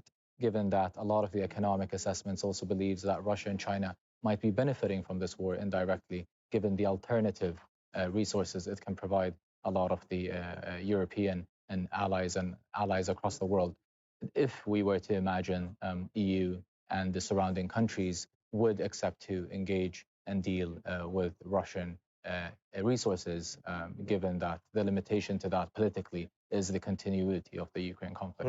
Yeah, the Russians most certainly have found the silver lining in this conflict. Very few silver linings, but Russia most certainly financially benefiting from what's going on. Zaydun Al-Kanani and Russell Surda, thanks to both of you. The war continues to rattle global financial markets. In the US, higher oil prices are raising concerns about inflation. Kristen Salumi reports from New York. U.S. markets ended the day in negative territory under pressure from rising oil prices. The benchmark S&P 500 stock index closed down more than 0.5%, hitting its lowest level so far this year, while Brent crude oil is again topping $100 a barrel. That is double what it was a month ago. It's been a volatile week all around as investors react to the latest moves and expectations in the Middle East conflict. The longer it continues, they know the greater the impact will be on the economy overall. There's rising concern on Wall Street about the potential for stagflation. That's when inflation continues higher and growth is lower. And data released on Friday tends to show that growth has been slowing here in the United States. That concern has caused investors to downgrade their expectations that the Federal Reserve will reduce interest rates this year, and expectations that the markets will continue to slide as long as this conflict continues. Kristen Salumi, Al Jazeera, New York. Japan imports nearly 90% of its energy, most of it from the Middle East. More than 2/3 of that is imported energy through the Strait of Hormuz. And Japan says it will release stockpiled crude and cap gasoline prices in order to stave off disruption to oil supplies. Patrick Falk went to the port of Misaki, where the fishing industry faces tough days ahead. Misaki Port to the south of Tokyo is a hub for deep-sea fishing, popular among day trippers from the capital. It's nicknamed Tuna Town, and seafood restaurants specialize in serving the best cuts of the fish in Japan. Eating tuna is cheap here compared to in Tokyo, but rising fuel costs seem certain to make it pricier. When it comes to things like tuna, the fishermen have to go out, and when fuel costs go up, it gets more expensive. Even before the Iran crisis, seafood prices have surged over the past year, outpacing broader food inflation in Japan. Declining catches are partly to blame. Fishermen fear developments in the Middle East will add to the pressure. If things don't change, we'll have to raise prices. Otherwise, we won't be able to continue.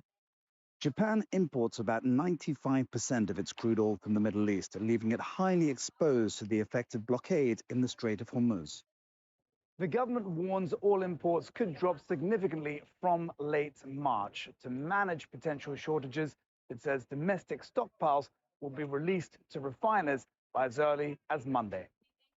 But prolonged disruption could ripple through Japan's economy and squeeze industries that rely heavily on fuel. For fishermen, the tide is uncertain. Patrick Falk, Al Jazeera, Misaki, Japan. The backlog of travellers unable to transit through the Middle East is growing. In Thailand, one of the world's most popular tourist destinations, more than 400 flights have been affected, disrupting the holiday plans of tens of thousands of people. From Bangkok, Tony Cheng has this report. It was supposed to be a couple of months' escape from the bleak British winter for Sam and Mark. Instead, they're now worrying about how to get home.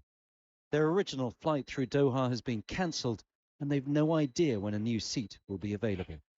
The frustration mainly is through the communication, and I would have thought since COVID they might have had a better contingency plan in place. The beaches of Southeast Asia are a popular choice for tourists seeking to escape the cold weather. Few would have imagined that the war in Iran would impact their plans. But 20,000 flights have been cancelled globally in recent weeks, leaving more than 400,000 people stranded. Hi everyone, update on Brits stuck in Thailand. Many passengers, frustrated by the lack of information from airlines and governments, have turned to social media. Right now there's a lot of misinformation circulating. The media are saying a small number of flights are leaving Doha and Abu Dhabi, but if you actually check the departure boards in the airport, transit flights remain cancelled. The Thai government's offered financial assistance to some passengers, but stiff requirements mean few will qualify. Visas will be extended, they say, but information is scarce. It's estimated that clearing the backlog of passengers who are currently stuck here could take as long as a month. But the bigger problem for Thailand is that as people start to make bookings for a perfect summer holiday on a paradise beach in Southeast Asia, they're not going to want to travel through the Middle East. Tony Cheng, Al Jazeera, Suvarnabhumi Airport, Bangkok.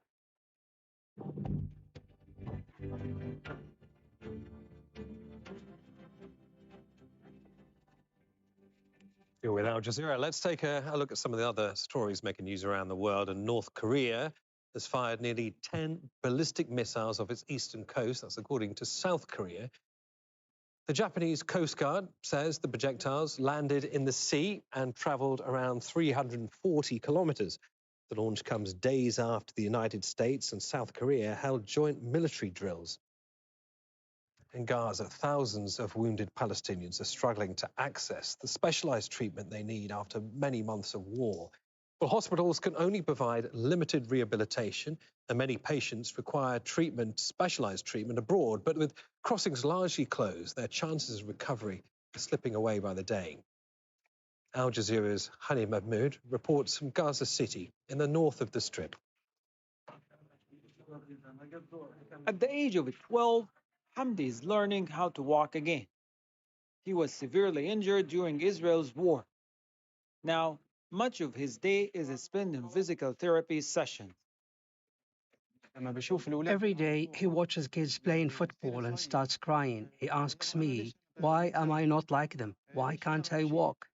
Doctors say early and intensive treatment is critical for patients with severe spinal and nerve injuries. But more than 2 years of Israeli bombardment have decimated Gaza health system. We bring him here for physiotherapy while we wait for approval to travel abroad to remove the shrapnel from his body. Doctors say that if he can have the surgery, there is still a chance he could walk again. Even though Hamdi has permission to leave, he is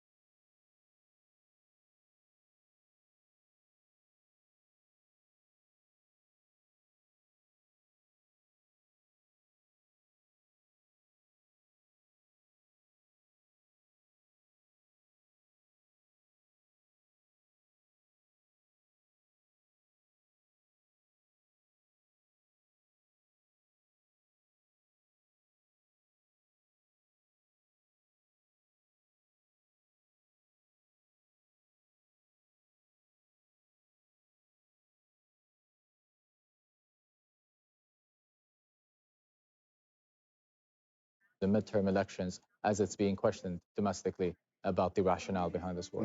It is a risky strategy, though, isn't it? Because Iran has already come back and said, no, if you're going to start attacking our oil infrastructure, we're going to do exactly the same, particularly, of course, in the Gulf nations, which have been hit already over the last 14, 15 days.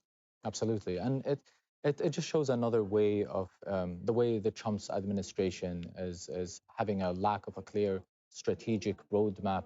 In this map, the only strategic or clear strategy that we're witnessing here is the insistence by both Trump and Netanyahu in continuing this war as long as the Iranians are not accepting to getting on the negotiations table based on their conditions, ignoring the consequences and the implications this could translate to the GCC allies of Washington, D.C. A lot of these GCC states have been strategic, economic, and political allies of the United States for decades. The continuity of this war and the ecological and economic and environmental and political and geopolitical consequences regionally, but also internationally, indicates a major red flag and a concerning and an alarming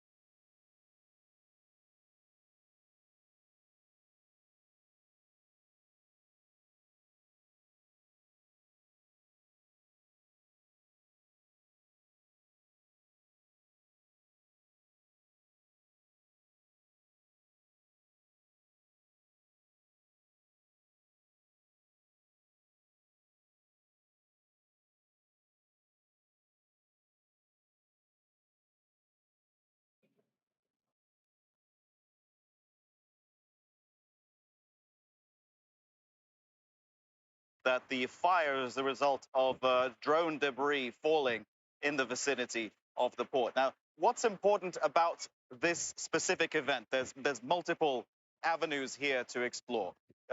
Specifically regarding this port, it was attacked before. Just 2 days ago, it resumed operations after, on Monday, a similar event seemingly happened when a drone was downed in the vicinity of the port and debris fell, causing a fire. Now, geographically, this is also very important. It's the only multi-purpose port on the east coast of the UAE in the Gulf of Oman. Basically, it's a way for the UAE to export oil, something that many countries in the Gulf do not have as an option, by bypassing the Strait of Hormuz. There's a pipeline that goes from Abu Dhabi to this port, which can transport 1.5 million barrels per day of oil, which is a lot. It's important. Of course, the UAE normally exports more through the Strait of Hormuz, but this is a lifeline in the current situation And if this fire leads to the suspension of operations, this is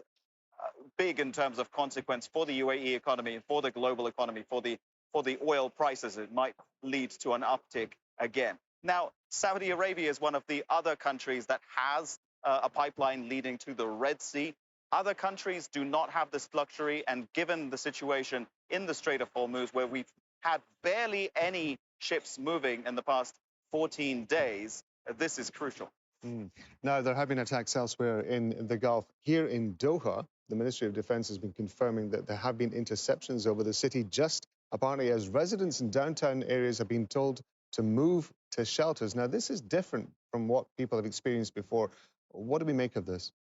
That is correct. In the past 14 days, this is the first time that residents of two areas, that's Musharraf and Education City, were told to evacuate, were told to leave their homes and go into a shelter, and they had to spend a good 2-3 hours. And that warning came in 1 hour before the attack that happened last night. At 1:30 in the morning local time, there was a big blast that could be felt all across Doha, and that was, according to Qatari officials, the interception of a ballistic missile. So later in the night, more interceptions happened at around 5:45 in the morning.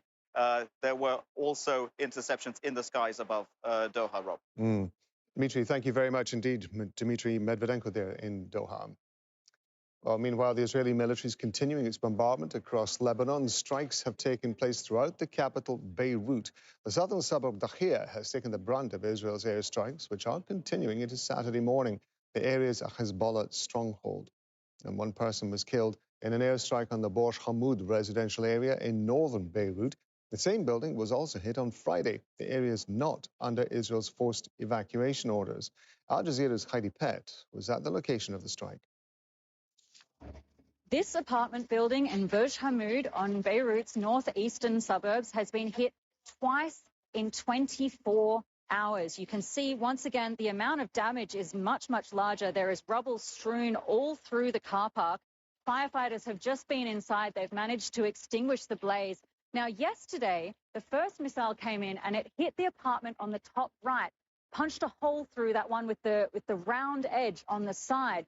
Neighbors and first responders who were on the scene told us yesterday that it was empty. There was nobody there. And so the attempted Israeli assassination strike, which appears to be what this was not successful. But 24 hours later, another missile came rocketing in to the same building. And you can see on the bottom left here, it's a much larger hole, a great deal more damage. Now, we spoke to the Mukhtar here yesterday because this Borj Hamoud is a majority Armenian Christian neighborhood, but there is and has for a long time been a Shia community here as well. And we spoke to the community leader yesterday.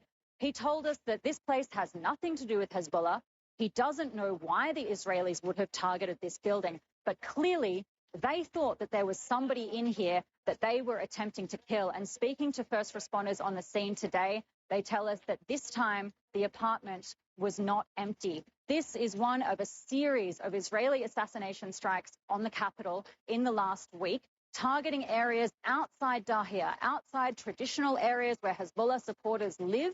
In fact, they've targeted hotels in downtown and in Christian neighborhoods, and a devastating strike on people sleeping displaced on the beachfront. Heidi Pett, Al Jazeera, Beirut. Lebanon's health ministry says Israeli strikes have killed at least 14 medical workers in the country's south. An airstrike hit a primary healthcare center in Burj Kalawiya. It came hours after another strike targeting health workers in a nearby town killed 2 people and wounded 3 others. Now, despite the daily Israeli airstrikes on southern Beirut around the airport, Lebanon's national airline is still flying. All others have cancelled flights. Middle East Airlines says it follows strict safety protocols, holding hours-long daily meetings to assess the risks of keeping Lebanon connected to the world during the fighting. Arnold Smith reports from Beirut. All this area that is normally bombarded, we're not using this part of the runway. We are not parking any aircraft on this side. As Israel pummels Hezbollah's stronghold in southern Lebanon all around the airport, the national airline has kept on flying, partly because of a tacit understanding with the Israelis. And rest assured, if we are flying, if we are letting MEA fly, it means we are sure everything is under control.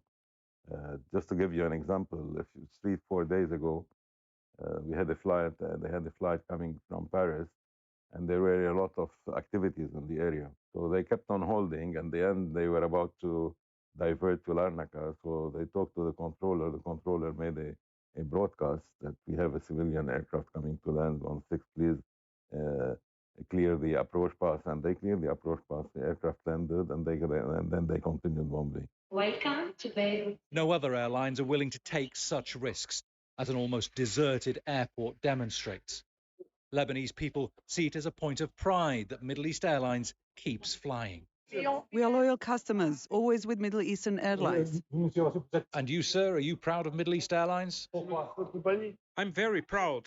It's our airline. Everyone in the country is proud of their airline. I'm sure they arrange something between them.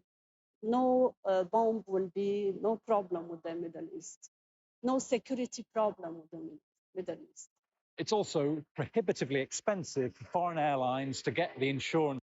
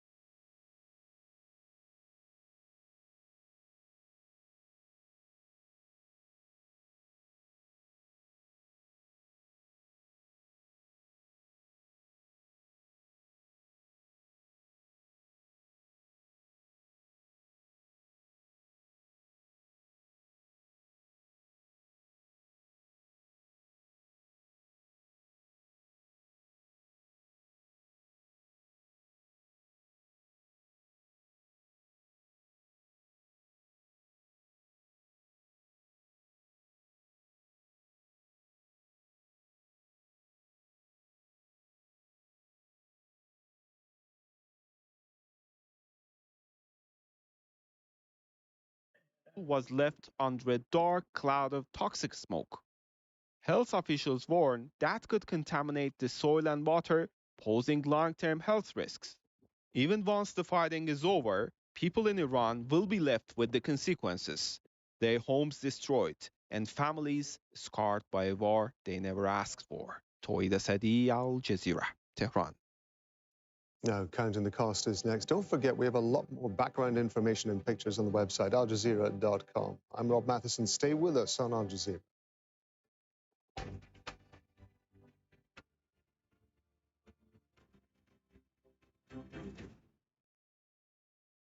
The latest news as it breaks. The situation looks to be far from de-escalation as the continuous exchange of fire remains the reality on the ground. With detailed coverage. As U.S. casualties mount from the growing conflict with Iran, 3/4 of Americans say that the country should be cautious of regime change wars. From around the world. Evacuation orders were issued for this town, but it was just a few minutes after that intense Israeli strikes targeted the town. Can you really bomb a political future into existence? I don't think that's what we're trying to do. I think the objective here is to destroy the instruments of Iranian state power. Upfront tackles the big issues, only on Al Jazeera.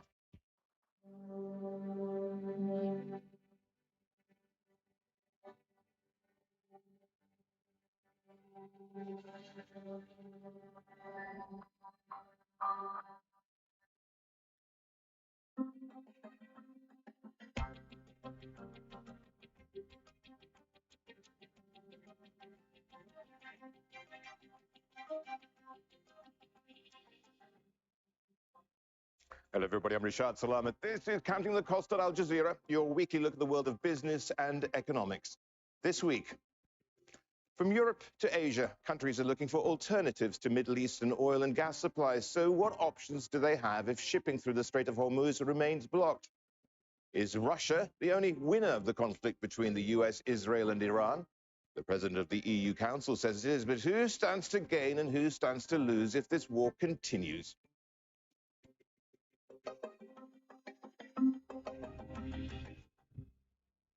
The war in the Middle East is exposing how dependent the world remains on a handful of strategic choke points. The Strait of Hormuz, a narrow waterway in the Gulf, is effectively closed, and the longer this goes on, the faster the global energy map could be reshaped. From Europe to Asia, countries are facing mounting supply risks and the threat of an inflation shock. If the conflict between the US, Israel, and Iran drags on, alternatives will be hard to find. But not everyone loses from an oil and gas crisis. Russia is shaping up to be a major beneficiary, with soaring prices filling Moscow's coffers despite Western sanctions. But who else wins and who loses? We're going to be discussing this with our guests shortly. First, though, Fintan Monaghan with this report. The Iran war has thrown global energy flows into turmoil. 20% of the world's oil and natural gas once flowed through the Strait of Hormuz. Its effective closure means many nations are scrambling for alternatives. One country is well positioned to profit from the panic. In the current environment, competition among buyers for energy supplies and for stable, predictable oil and gas supplies is intensifying. In this regard, I certainly cannot help but mention stability is precisely what Russian energy companies have always been known for. Since Russia launched its invasion of Ukraine in 2022, it's been economically isolated by Western powers. Russian oil and gas exports, a lifeline to the economy and fuel for the war effort, have been placed under sanctions. Its so-called shadow fleet of tanker ships, used to evade restrictions, has been subject to a crackdown. Several vessels have been seized in recent months. But the Iran conflict is putting pressure on many economies to ease sanctions on Russia. Europe imports nearly all its fossil fuels and has shifted away from Russia since 2022. But now it's once again facing soaring energy prices due to the Iran war. Russia has offered to supply the EU once again in exchange for what it called long-term sustainable cooperation free from political pressures, which would likely mean dropping sanctions. But top EU leaders have warned that Russia could emerge as the only winner from the Iran war. So for now, the bloc isn't making any deals with Moscow. It's important that we do not now ease the pressure on Russia and do not help Russia to fill its war chest using this situation of elevated oil and gas prices right now. So that's why it's important that we stay the course with our sanctions. India, however, is willing to do business. Under pressure from Washington, Delhi had been shifting away from Russian oil. It was looking to the Gulf as an alternative when it was blindsided by the current crisis. The U.S. has thrown India a lifeline, a 30-day sanctions waiver on Russian oil purchases. It's an offer it says it may be willing to extend to other partners to ease the pressure. Elsewhere, China was among the most well-prepared for the current crisis. It's built up LNG and oil stockpiles to keep the country going for around 4 months, enough to insulate consumers from the shock of price rises for now. It's been buying record amounts of oil and LNG from Russia in recent years, more than 20% of fossil fuel imports. And this may increase even further. New gas pipelines are already in the works, a project that may be accelerated due to the crisis. There's no way to know how long the Iran war will last. It could be weeks or it could be months. But the longer it goes, the more likely it is to benefit Russia. Vinton Monaghan, Al Jazeera, for Counting the Cost. So besides Russia, who are the winners and losers from this crisis? Oil exporters far from the Gulf will likely come out ahead. Countries like Brazil, Australia and Guyana, they aren't tied to Iran and their export routes are largely unaffected by trouble in the Strait of Hormuz. Oil companies in Canada and the United States may also benefit, but domestic consumers won't be liking higher prices. And with a midterm election coming up in the US, there may be political consequences if prices go up. East Asian economies, China, South Korea and Japan, are highly reliant on Gulf oil and gas. They all have large reserves that will last quite a few months. But if the war drags on, they could face serious economic consequences.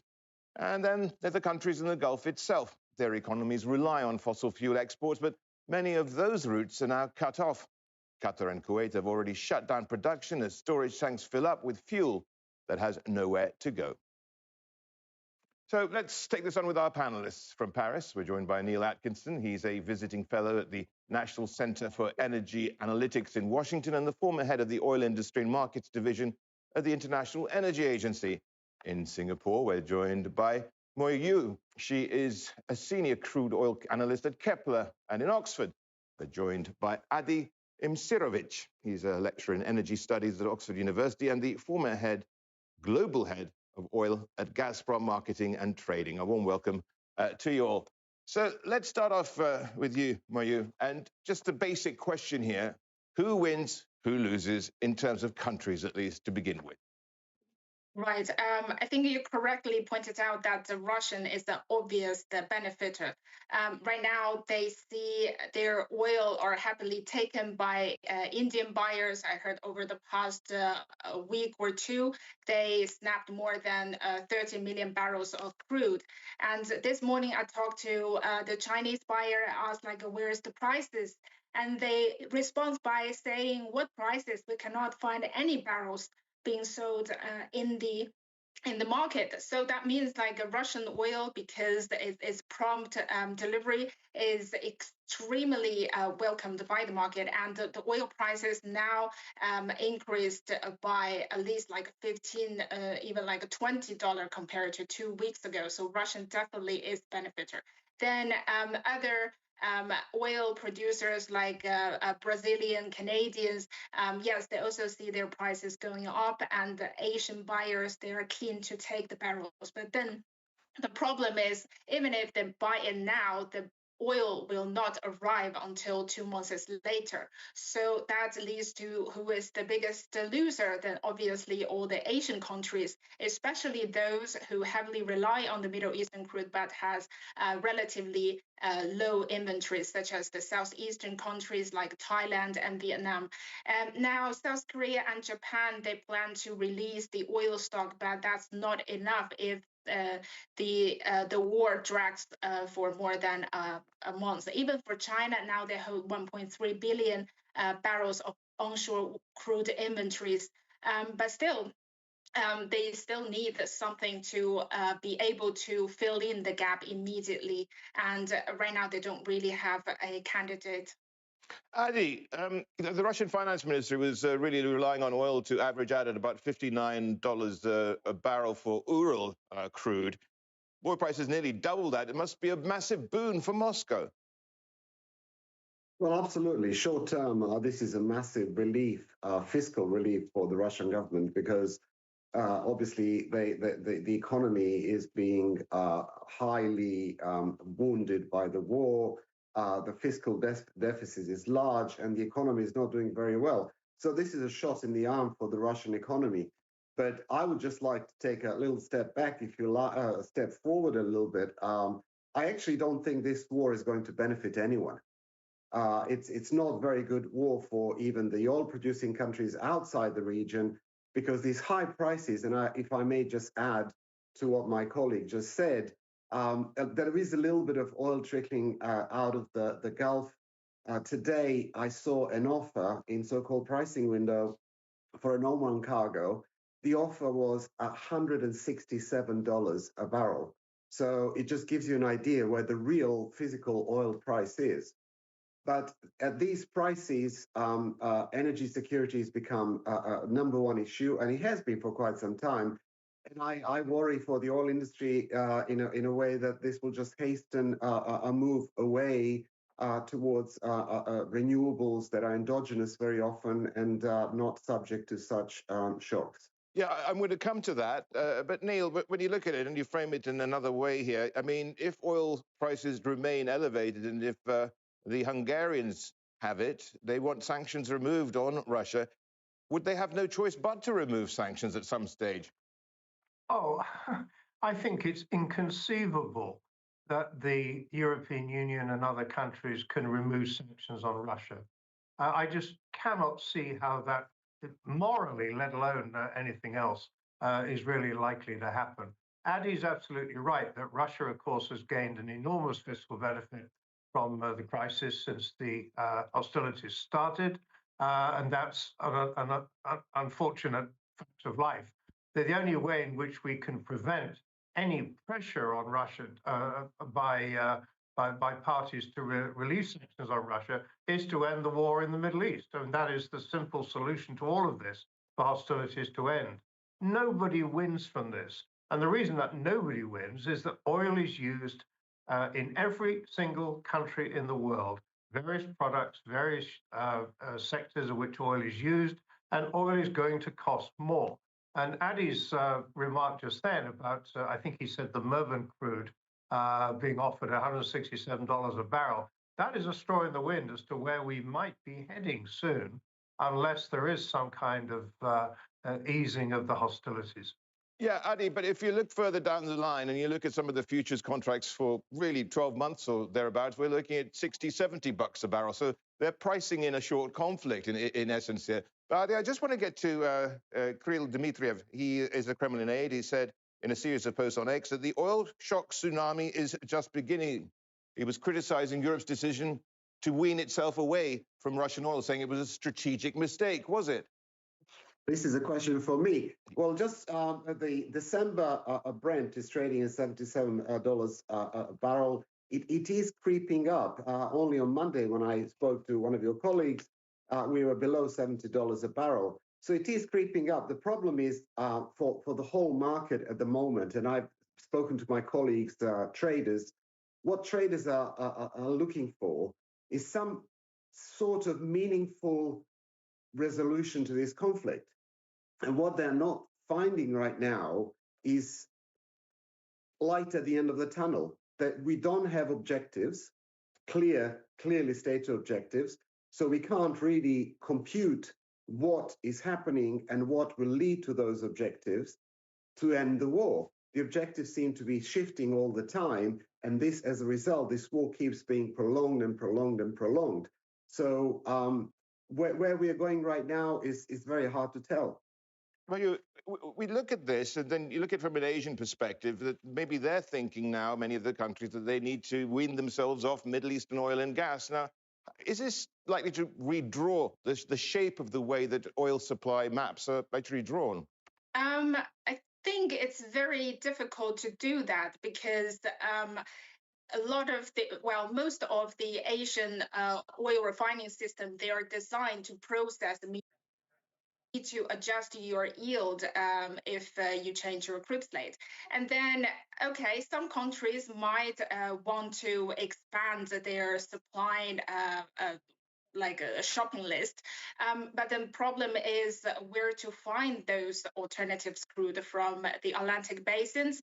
Then the next question would be, will the producer there have the capacity to boost the production at large scale? And then I think it's generally easy to lower the Middle Eastern crude portion, let's say from 50% to 45 or 40%, but in the case of Japan, Middle Eastern crude accounts for about 93% of its total imports. It's very difficult for them to lower it down to below 70, let's say. So I think in the short term, the Asian countries, they will continue to heavily rely on the Middle Eastern crude.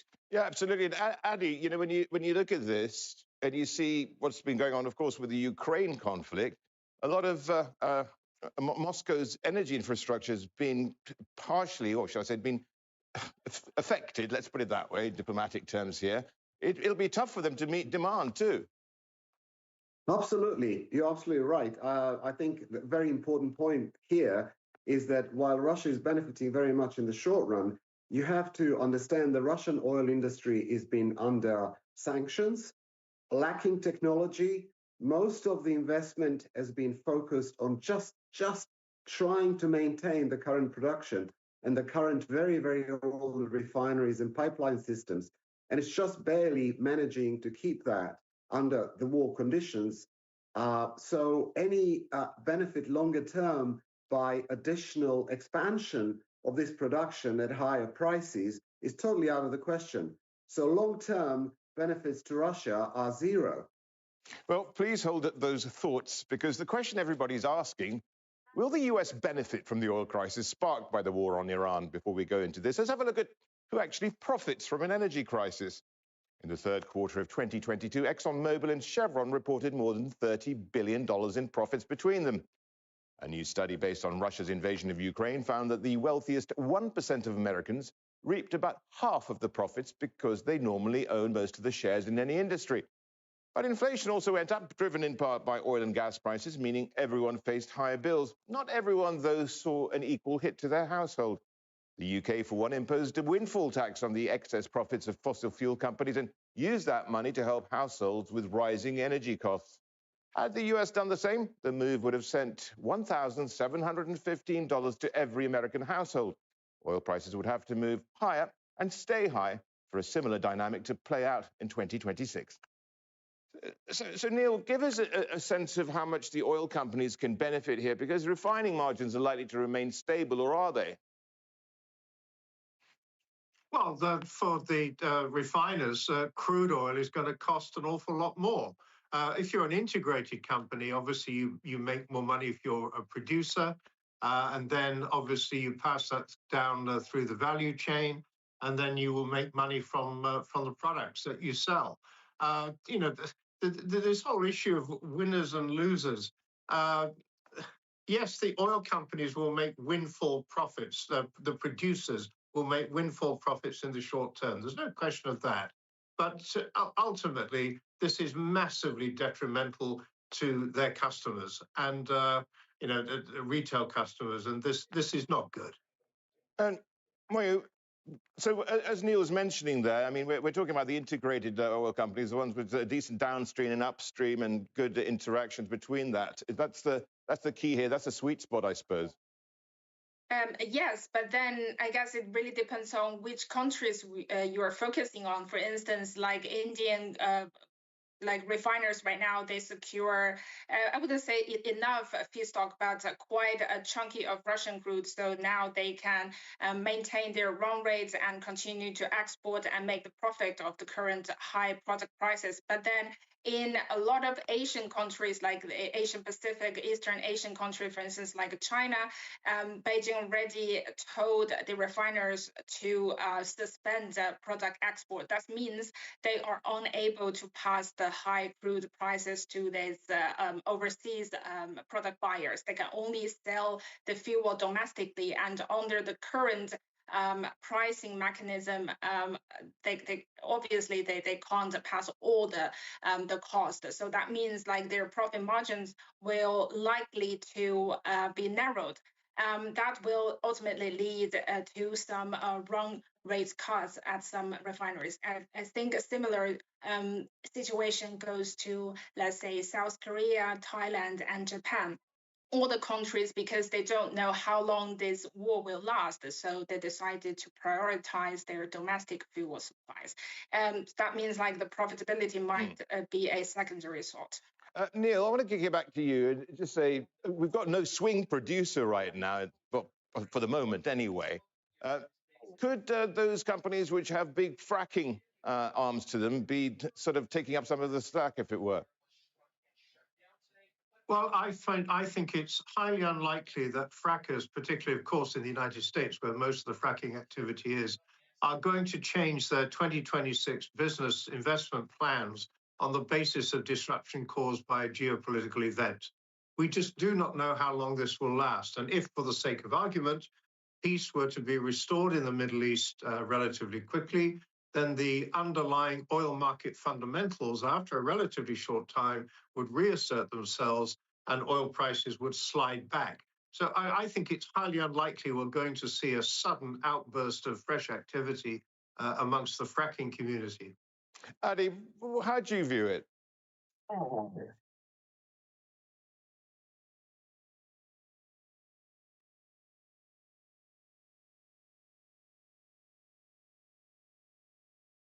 Community. Adi, how do you view it? Yeah, I 100% agree with Neil. I would just add one more point, which is kind of interesting.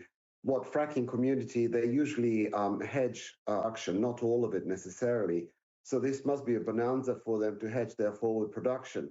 So that might be another reason that you mentioned about back end of the curve being low and now in 70s, high 70s, because all these frackers are probably selling forward their production and making sure that they remain profitable for the rest of their investments cycle. Yeah, and let's just move away and have a look at one other aspect of all this. And it's something which East Asia in particular, of course, is seeing this transformation of the move towards EVs, electric vehicles. Could this accelerate, be an accelerative here as well, and also the impetus for alternatives? Right. I think the high EV penetration rates certainly give the Chinese consumer a slightly better position than compared to those countries still heavily rely on gasoline or gas oil. But again, really, I have to address, like, depends on how long this war continues, because right now the prime focus remains on the crude oil, but maybe 2-3 weeks later, they started to feel the price hike on their retail gasoline and diesel prices. That might start to feel the tight supply of the transportation fuel. Maybe that's the time they started to realize, okay, maybe it's time to switch to EV. Yeah, I mean, it's not so easy as just putting the taps back on. I mean, it's easy to turn them off, but it's highly more difficult to turn them back on. Isn't that the case, Neil? Well, if you're talking about the Middle East production, well, if they have phased down and cut back, that's a lot easier to return to normal levels of production than if they just shut everything off. So, again, it's a matter of timing. How long will the crisis persist? And, if they do eventually have to reduce production to very, very low levels, then yes, it will take more time to come back. But as far as EV penetration is concerned, yes, of course, we've seen big sales growth of EVs. Obviously, China is the standout, but in the United States and in Europe and elsewhere, yes, the pace of growth has picked up, no question of that. But I think it's unlikely there'll be a massive spurt to EV sales in the short term, simply because mass market EVs, certainly in Europe and elsewhere, at the moment, they don't exist. It's still basically richer consumers. So yes, there may well be a pickup in EV sales, and perhaps longer term, people will look to energy security as a reason to switch to an EV. But again, everything comes back to the duration of the current war. If it ends relatively soon, then I think we go back to what passes for normal relatively quickly. I'm going to put all this question to you. It's a bit of an unfair one, actually, but Adi, I'm going to throw it to you. What are the unintended consequences of this conflict? Right, that is an interesting question. I think that the key problem with this war that is going to cause for the rest of the world, first of all, is going to be a massive impact on the oil industry producers and consumers. Let me just throw, to link up to my previous colleagues, what they said. I think a very important point that should be said, and I've been arguing this in my one of my books that came out 3 years ago. The EVs, totally agree with Neil, in terms of total volume of sales. I don't think it's going to be a major impact. What it does is psychological impact, that if you rely on gasoline or diesel prices, okay, and you drive every day as a taxi driver and so on, you now have an option. And psychologically, the impact is going to make the elasticities, price elasticity of demand higher. So I don't want to get too technical about it, but it's going to make definitely a big impact. The second thing is this uncertainty. And I was trading for 35 years. There's nothing worse in the market than uncertainty. People very often say that traders love volatility. They love volatility, but it has to have some logic, some predictability. Unpredictable volatility is bad for everyone. People don't invest. People reduce their buying, and all the energy is spent on trying to guess what Donald Trump is going to tweet next. And that whole impact on the economy is very, very negative. So as I said early on, this episode is going to certainly have a big impact on the world economy, one way or the other. Very quickly to you, the same question, unintended consequences in my... Well, I wouldn't call it unprecedented, but just standing from the Asian perspective, I think a lot of people were eyeing on China to do something to persuade Iran to reopen the Strait of Hormuz. But until now, nothing really happened, and the Chinese-related vessels still strangled within the Persian Gulf. So I'm not a geopolitical expert, but it's worth a thought. From the geopolitically, Neil, to you, the same one. Well, the final point I'd make probably is that what appears to be the case is that Iran's resilience and its effectiveness has been underestimated by Israel and the United States. I think any thought that Iran might be a pushover, if anybody really did think that, I think they've been disillusioned. And Iran is turning out to be more resilient and capable of causing more damage than the protagonists originally thought. And the consequences for that arising from the closure of the Strait of Hormuz are very, very bad for the global economy. Neil Atkinson, Mayuju, and Adi Imsirovic, thank you very much for joining us. Thank you. Thank you. And that is our show for this week. Get in touch with us on X. I am at Richard TV, and do use the hashtag AJCTC when you do, or drop us an email. countingthecost@aljazeera.net is our address. There's much more for you online at aljazeera.com/CTC. That'll take you straight to our page, which has individual reports, links, and entire episodes for you to catch up on. Well, that is it for this edition of Counting the Cost. I'm Rashad Salamat from the whole team in Doha. Thanks for joining us. The news continues on Al Jazeera Next.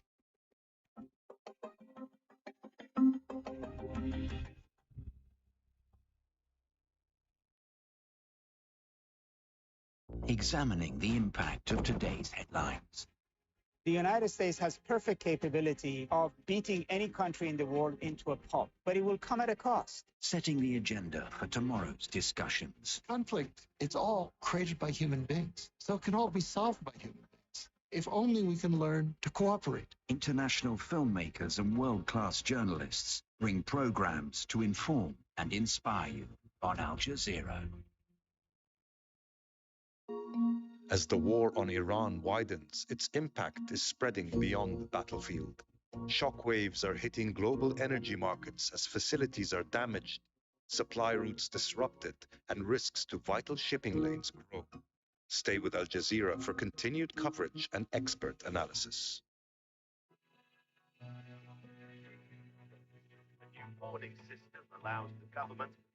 Al Jazeera, wherever you are.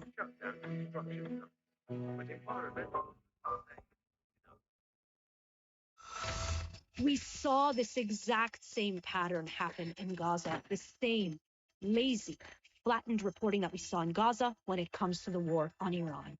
The Listening Post decodes the media on Al Jazeera. I'm Foliba Thibault. I'm a presenter. I was born in West Africa, raised in East Africa, lived in the United States, France, and now in the Middle East.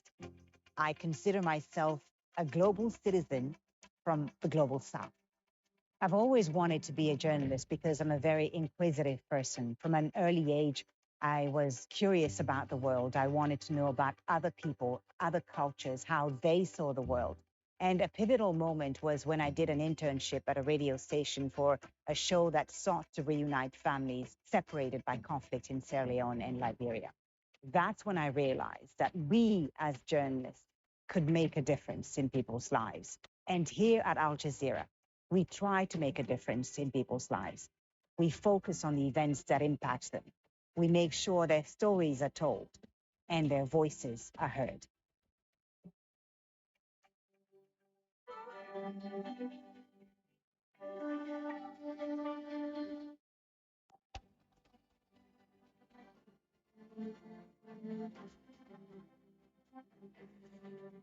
It's 10 GMT, and this is Al Jazeera live from Doha. You're watching our extensive coverage of the war between the US, Israel, and Iran. I'm Rob Matheson. The US bombs the main hub for Iran's oil industry, hitting what Donald Trump says is every military site on KHARG Island. A drone interception sparks a fire at an oil facility in strategic UAE ports as Iran says American sites anywhere are legitimate targets. The U.S. Embassy compound in Baghdad is targeted by a missile strike. An American site near the airport is also struck. The government and the army are under Israeli and U.S. pressure to confront Hezbollah. Doing so could lead to sectarian strife.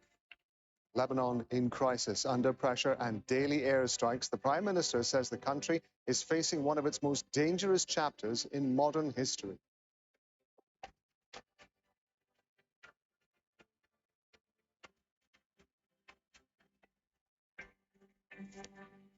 So the war between the US, Israel, and Iran is entering its third week, and all sides have promised to keep the fight going. More than 2,000 people have been killed.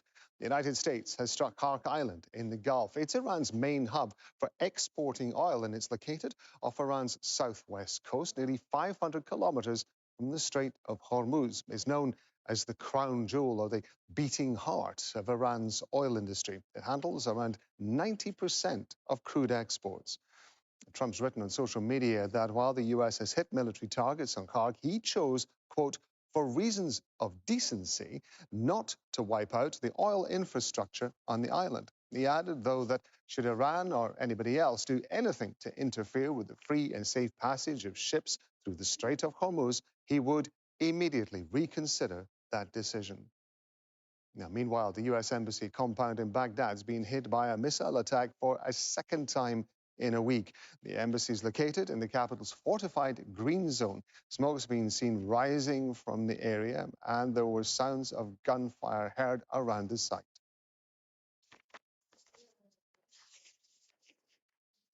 Now, our correspondents are following all the latest developments from Tehran and Doha, Baghdad, Ramallah, and Washington, D.C. That's where Rosalind Jordan is live for us. So, is the Trump administration giving any hints about what it plans to do about the flow of oil and ships through the Strait of Hormuz?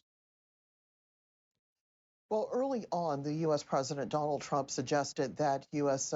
Navy vessels could escort other military and commercial vessels through the Strait of Hormuz for their safety. However, the Pentagon has rejected several requests so far from commercial shippers to do so because it judges that the situation is just too volatile and would put both those commercial vessels and U.S. Navy vessels at risk of being attacked by Iran. So those escorts have not happened. They have happened in the past during heightened tensions between the U.S. and Iran, but so far there's no plan to actually start this kind of escort operation, at least not in the next 24 hours or so. Okay, we're going to go to Tawhid Asadi. He's joining us now from Tehran. How is Iran reacting to this attack on a key part, of course, of its oil network? And the news that we're getting that U.S. amphibious teams and Marines are apparently heading to the region.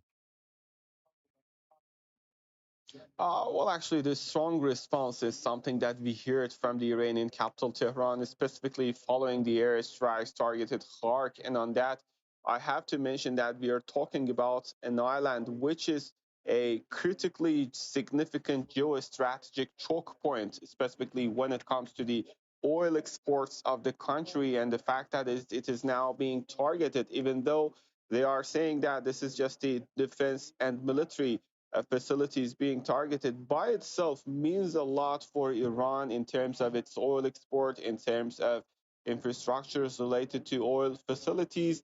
And of course, the response from the Iranian side, as I told you, was quite strong. They're saying that in case of any attack on the oil facilities and infrastructures of the country, the response is going to be the Iranian.